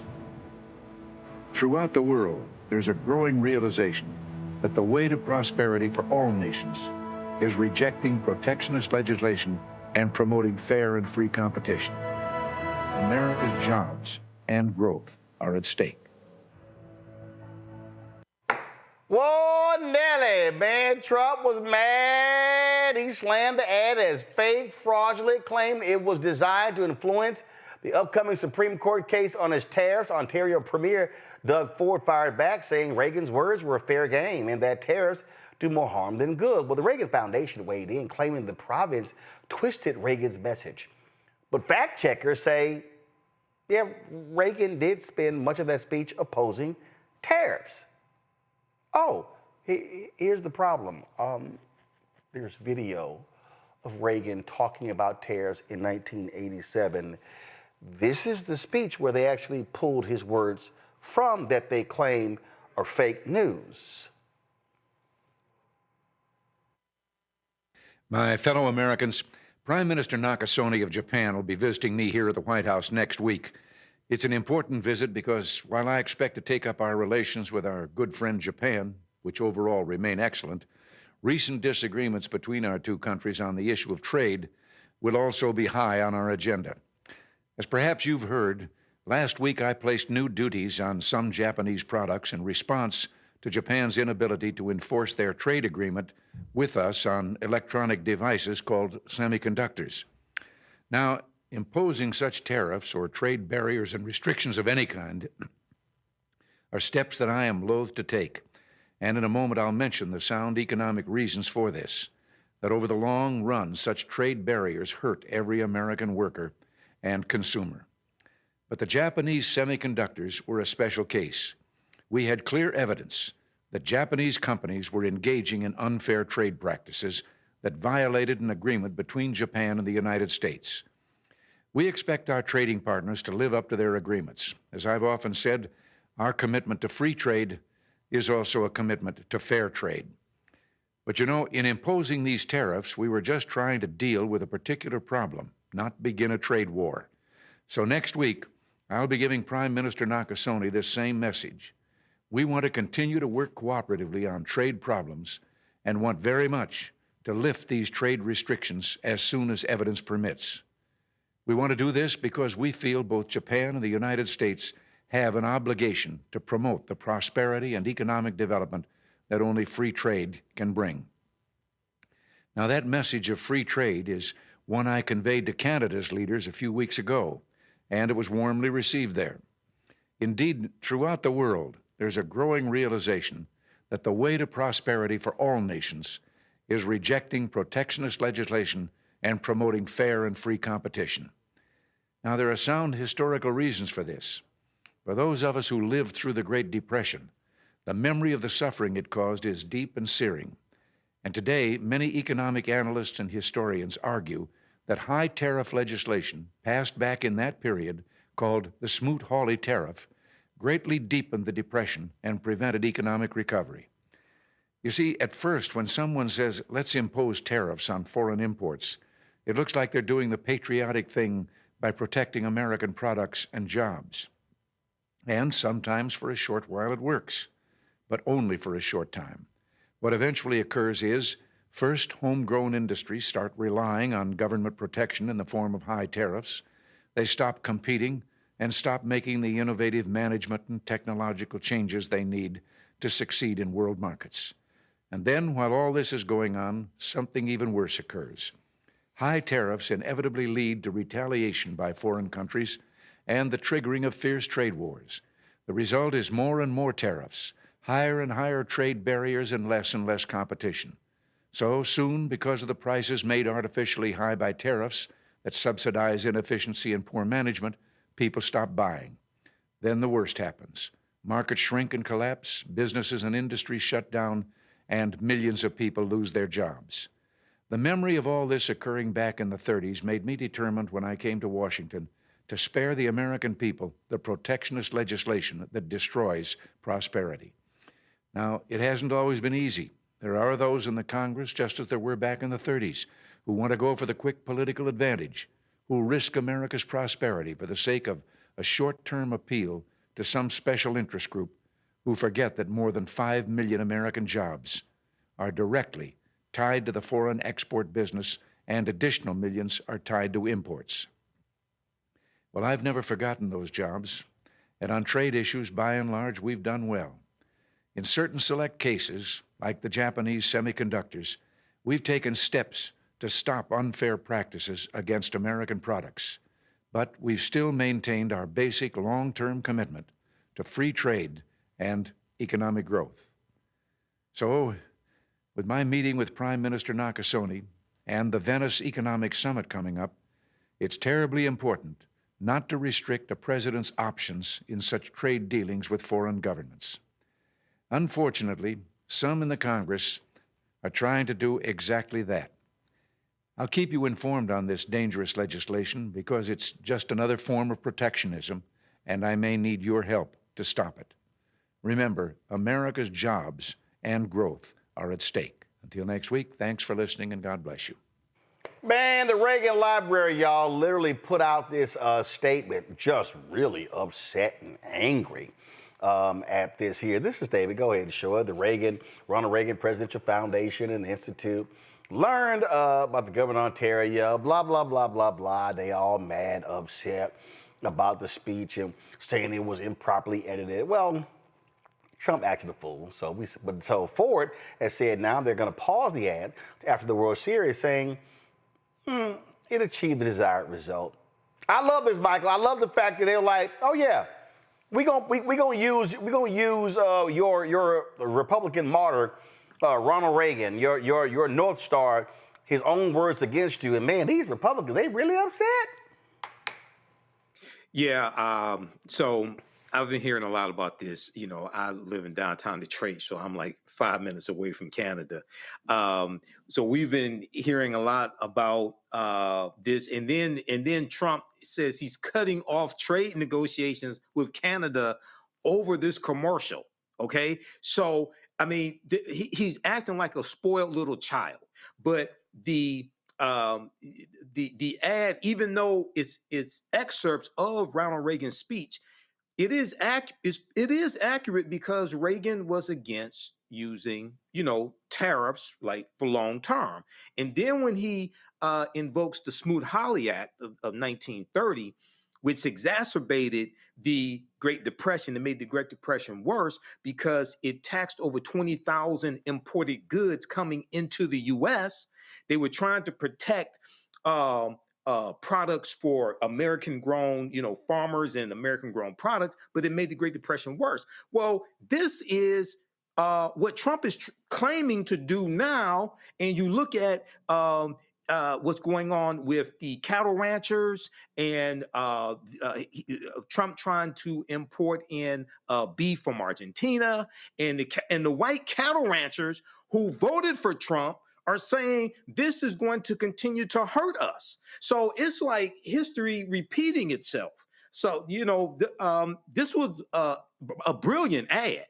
This was a brilliant ad combining history and economics. And Donald Trump, once again, is outsmarted, and he wants to pack up all his marbles and run home like a little spoiled child. Yep, that's exactly what he is, a little spoiled child. So I love it. And let me tell you something. Canada ain't playing. The reason they got so many issues right now in Nevada and Las Vegas, because the Canadians are like, yeah, we ain't coming to Vegas. They ain't going to Miami. Right. They ain't buying no Kentucky whiskey. See, Donald Trump. And here's the other deal. Canada's like, we ain't got to deal with y'all. They're looking now to cut deals on trade with Asia, with Asia and other European countries. So they're like, yeah, player, we gonna show you. Right. So he gonna learn real quick what happens. The World Series, Roland. Yeah. Yeah, but my point is, you're gonna learn real quick what happens when you force people to go find other partners because you think you're the only one.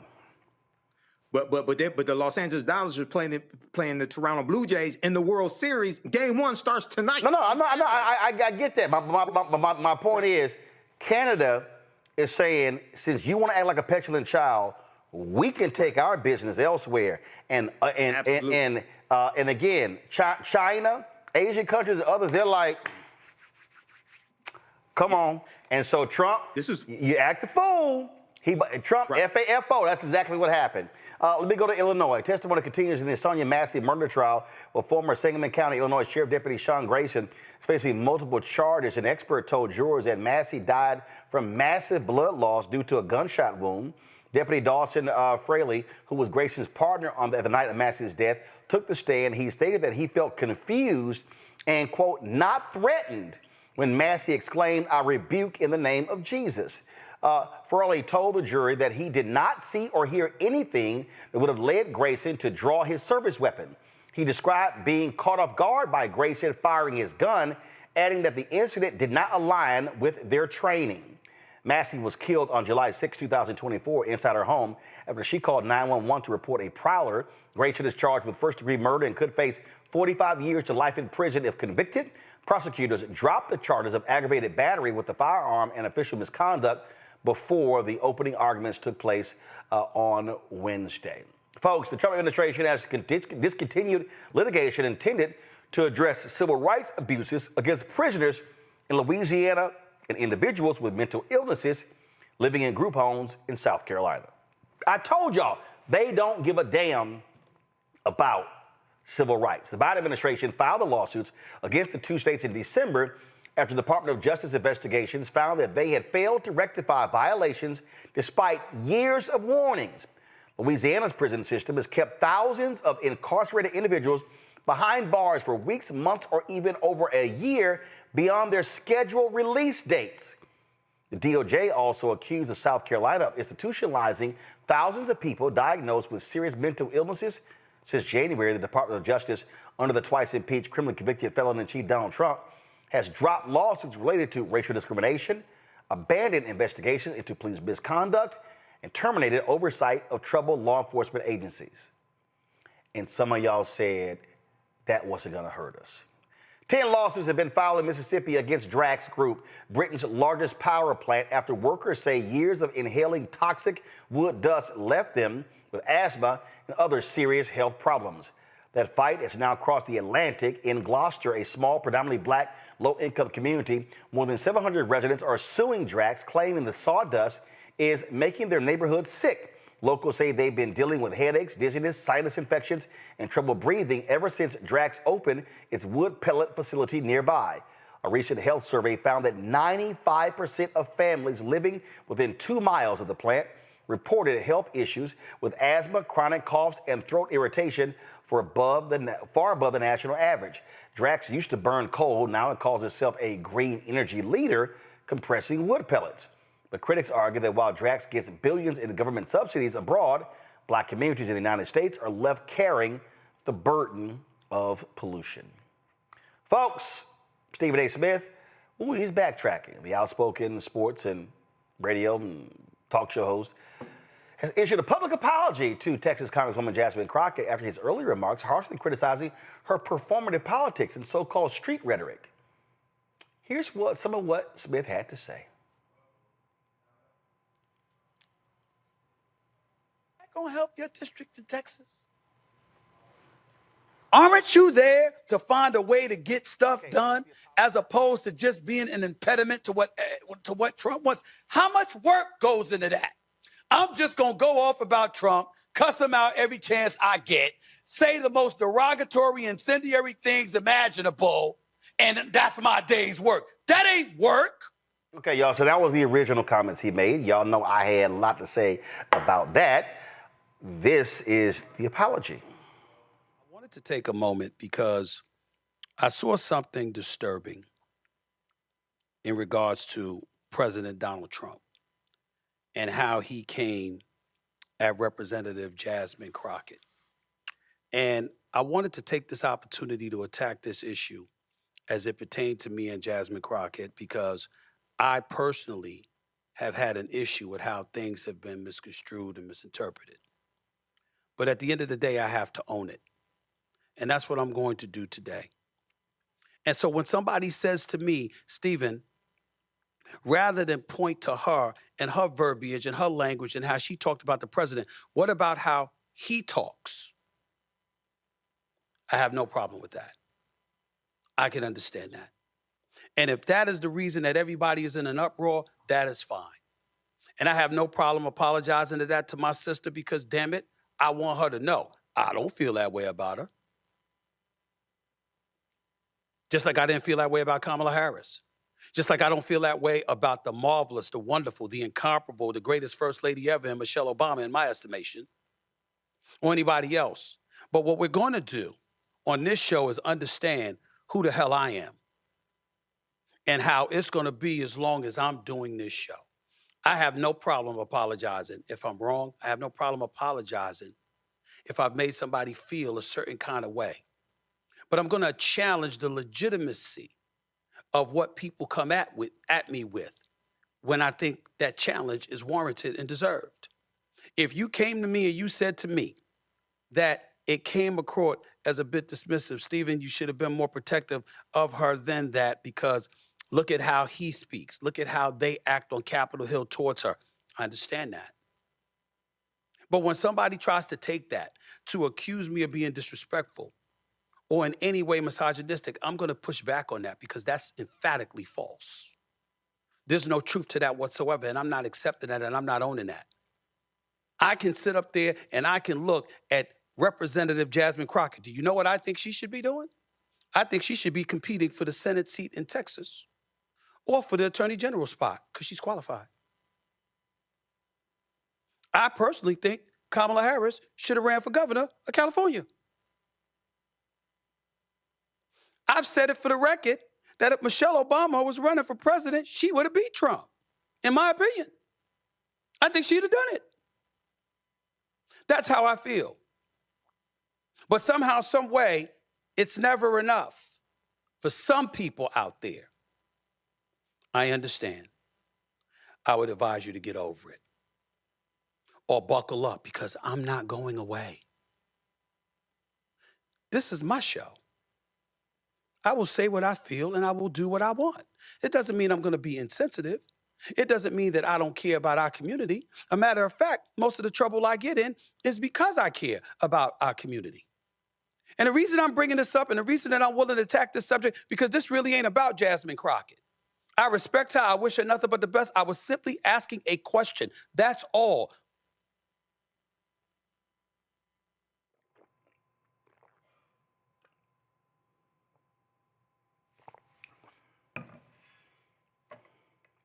Mike.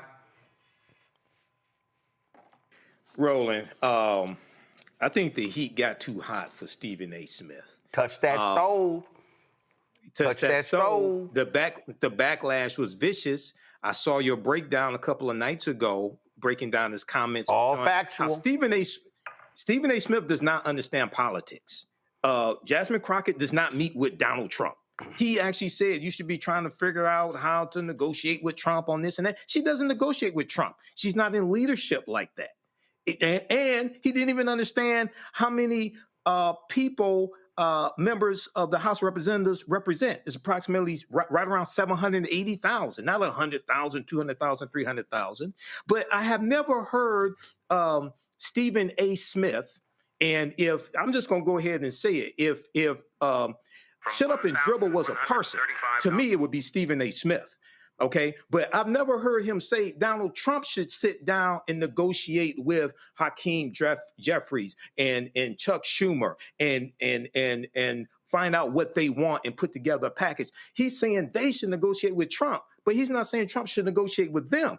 Trump just refused to have another meeting with House Minority Leader Hakeem Jeffries and Senate Minority Leader Chuck Schumer. So how are you going to negotiate something when he doesn't even want to meet with you? Okay, so Stephen A. Smith should stick to talking about sports he never played and stop talking about politics.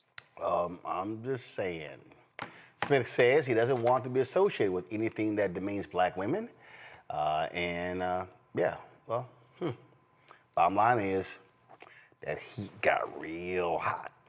Folks, a viral video is folks online fired up showing a black Amazon driver fighting back after being attacked while just trying to do her job. The clip posted on a social user called We Told You So was captured. Another example, FAFO. And yeah, that pretty much sums it up. Roll it. Do not race down my street again. I was only going 25 miles an hour. You're crazy. I got 5 people saying who's racing down the street. Do you realize I'm a part of a company? I don't, yeah, you're right. And you're going to lose your job because I got your truck number. Well, they realize... No, they don't realize you don't race around a residential track. Period. Every time I drive, they know how many miles I'm driving. How about your... It does matter. It doesn't matter. It does. You're fucking wrong. Because if you're saying I'm wrong... You're wrong. And they're watching me... You're wrong. You're wrong. They're wrong. Fuck you. You're... Fuck your mother. Oh, you just hit me. You just hit me. Hold on. Watch You him. spit my Watch face. him. He just hit me. You spit my face, you bitch. Hell yeah, bitch. I'm gonna spit in your face. He's hitting me. No, you hit me. What? Because he hit me first. No. Yes, he did. No, I did not. Yes, I did. I got it in camera. Look. Hey. After he hit me, and I had a You face. spit my face. After he hit me and I had a face with him, she's telling him to go inside. Why are you telling him to go inside after your husband hit me? Nope. I don't care. You spit my face.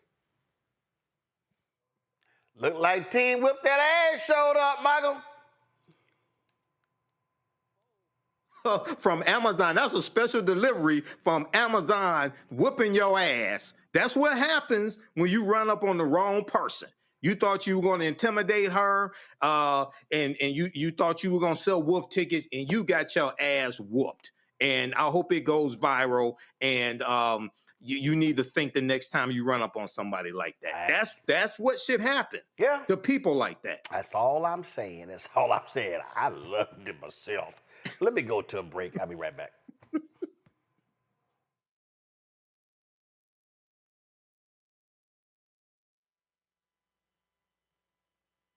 In the military, I gave orders, and they went a lot further than they do around here.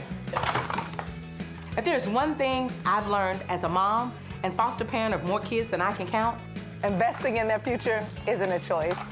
In Richmond, I'll fight for Stafford's fair share for our schools. Smaller class sizes, better teacher pay, and more vocational training. I'm Stacey Carroll, and I'll fight to get our kids' future in order. Nicole Cole knows the cornerstone of a successful life starts here. Virginia Public Schools gave Nicole an excellent education. They helped her become a small business owner, family financial planner, mother, and community leader. Now, after 4 years on the Spotsylvania School Board, Nicole is running for delegate to meet the needs of all students. As our delegate, Nicole will fully fund our schools, raise teacher salaries, and help graduating students stay in our communities. Nicole Cole for delegate. For us, for our future. Josh Cole became a pastor and delegate to serve his community. That's why Josh is fighting to lower costs for families hurting from inflation and make sure we can all afford quality health care. But Sean Steinway has embraced his MAGA backers who support Trump's mass firing of federal workers and the MAGA plan to ban abortion with no exceptions. We deserve better than Sean Steinway. I'm Josh Cole, candidate for delegate, and I sponsored this ad. What's good, y'all? This is Doug E. Fresh, and you're watching my brother Roland Martin Unfiltered as we go a little something like this. Hit it. It's real.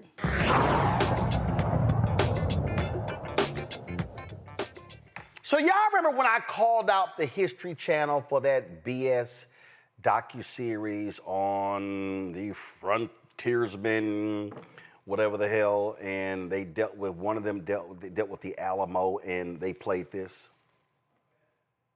To settle in, he realizes Texas is on the verge of rebellion.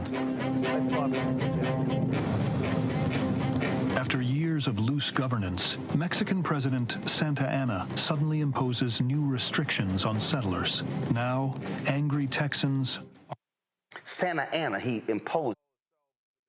They were always playing. Well, guess what? The Republicans in Texas, like the idiot lieutenant governor, right-wing nutcase Dan Patrick, now he has demanded that the resignation for the president of the Alamo Trust because of her views on the history of the Alamo.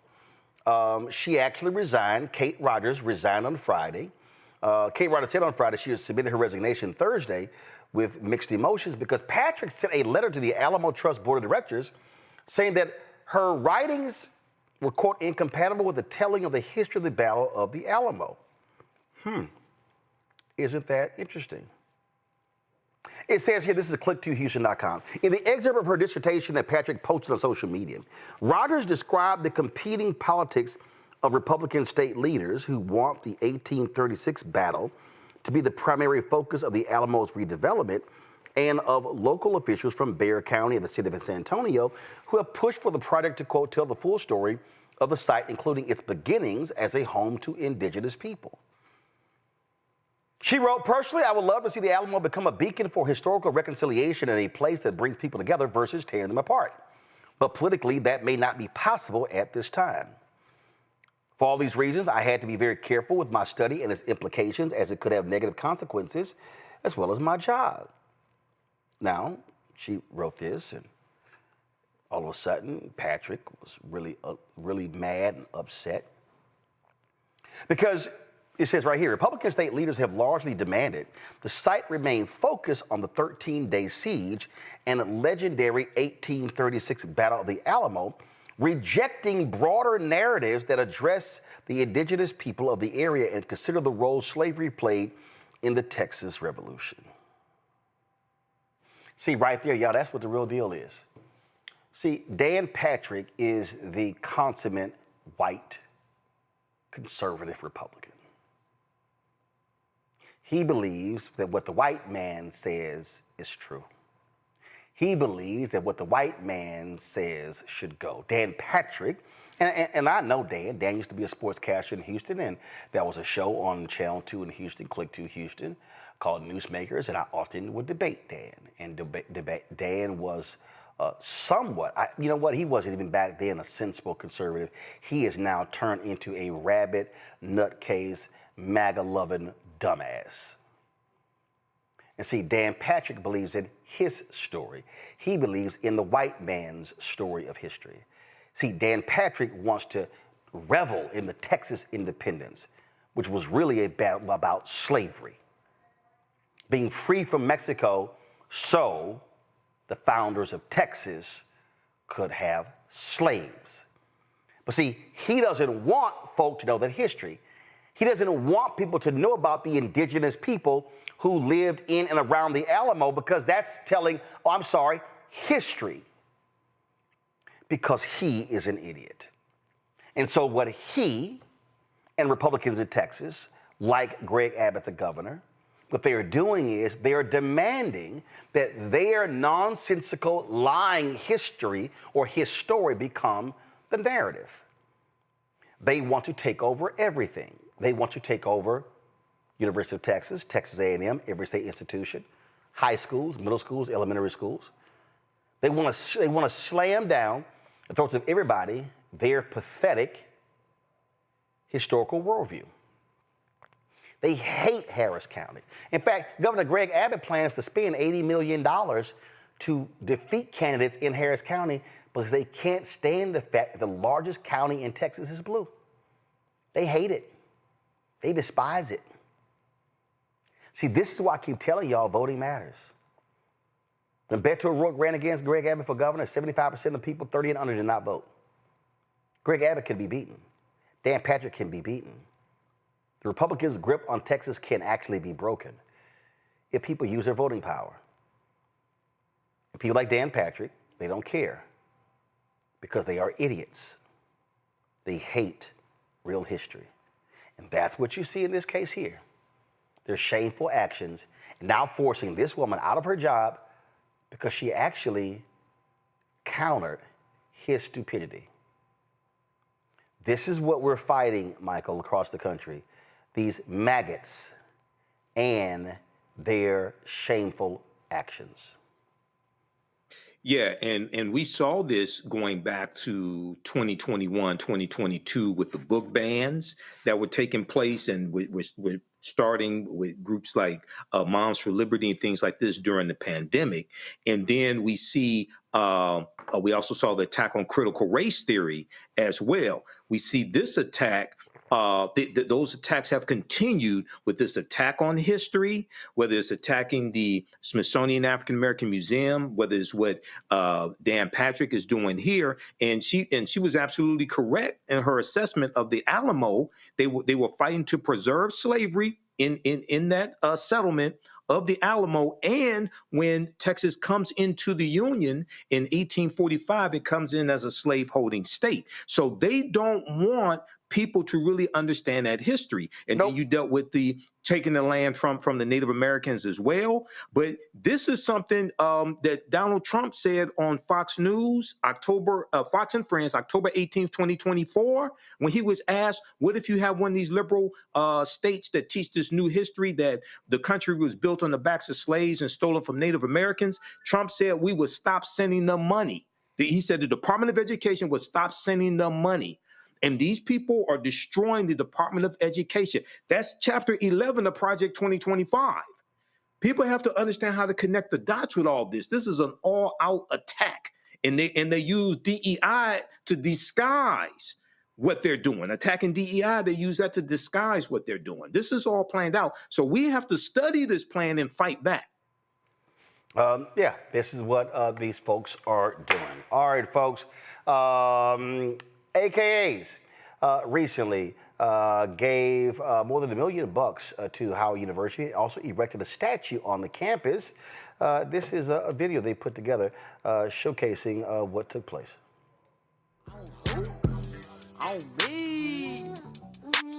This is Danette Anthony Reed here, International President and CEO of Alpha, Kappa Alpha Sorority Incorporated, and my heart is full. I'm here on Howard University's campus where we just dedicated the Alpha Kappa Alpha Monument, a reflection in stone of our sisterhood. It is a wonderful thing and a vision come true.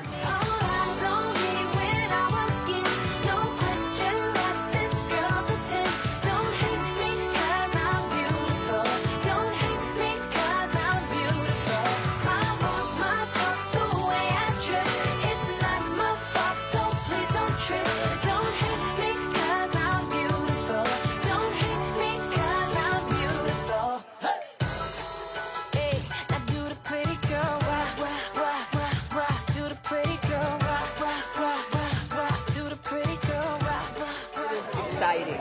I love Alpha Kappa Alpha. I've been a member for more than 50 years, or right at 50 years in 2026. And all the members who came out to join us, it's wonderful because they also love our organization and they love working in service to all mankind. And that's why we're here. Hype me up. Hype me up.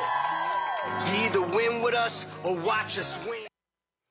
Folks, ladies, Delta Sigma Theta are mourning their past president, Paletta Walker, who passed away. Her mega service was on yesterday. This was a tribute video that they put together for her.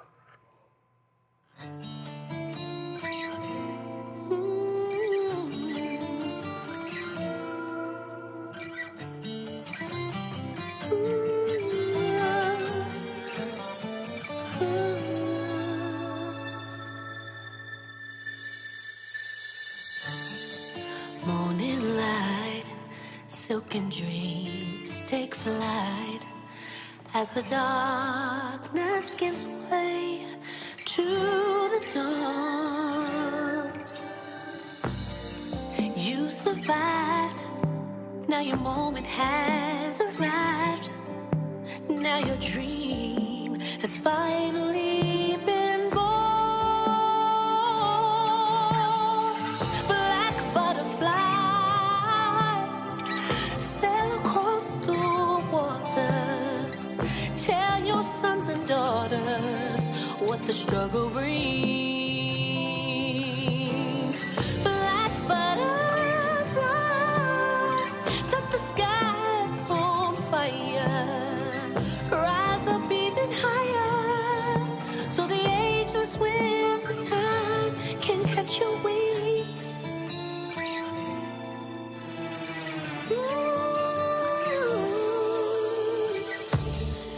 While you slept, the promise was unkept, but your faith was as sure as the stars. Now you're free, and the world has come to see just how proud and beautiful you are. Black butterfly. So again, condolences go all to members of Delta Sigma Theta on the passing of Dr. Paletta Walker. And I have as a text chain I have of different leaders, and I can tell you right now, I posted something. Give me 1 second, y'all. I had posted something in our text chat, and this was on September 10th. And this is the last text message from her. She says, "How do you eat an elephant? One bite at a time. How do you beat a bully? One hit at a time. Each hit must be strategically planned." I said, "We must stand strong." And she said, "Stand we shall. When you've done all that you can do, just stand." And so again, condolences go out to all on the passing of Dr. Walker.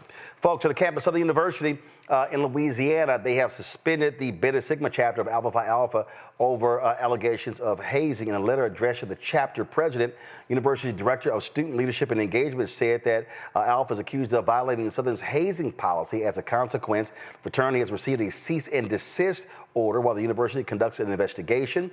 During the suspension, Alpha and its members lose all rights and privileges associated with being an active campus organization. Under the suspension, the chapter cannot have meetings on campus, wear fraternity apparel during the probationary period, or host any events on or off campus.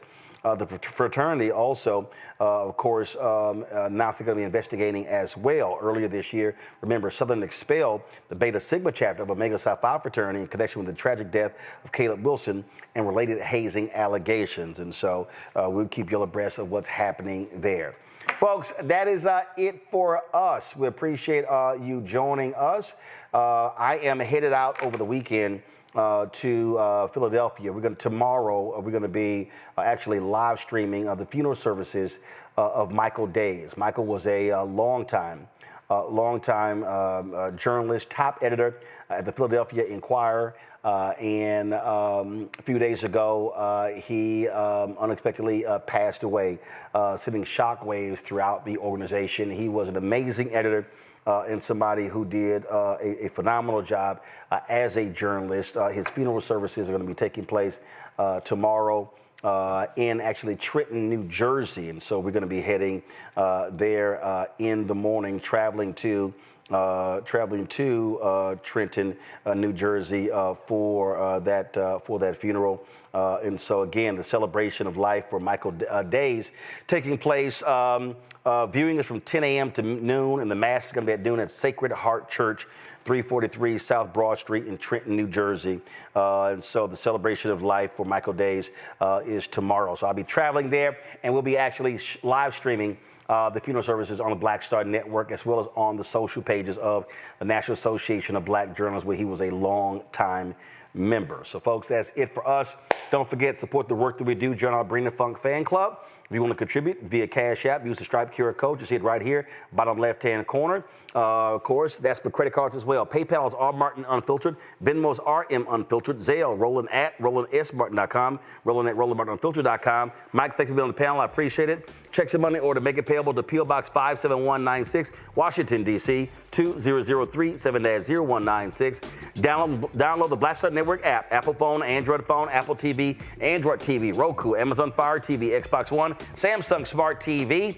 Be sure to get a copy of my book, White Fear, of the Browning of America's Making White Folks Lose Their Minds. Available at bookstores nationwide. Get the audio version I read on Audible. Also, if you want to get our Black Star Network gear, go to shopblackstarnetwork.com. We got our t-shirts, we got our hoodies, we got wall art, mugs, you name it, all that sort of stuff on the website. QR codes there as well.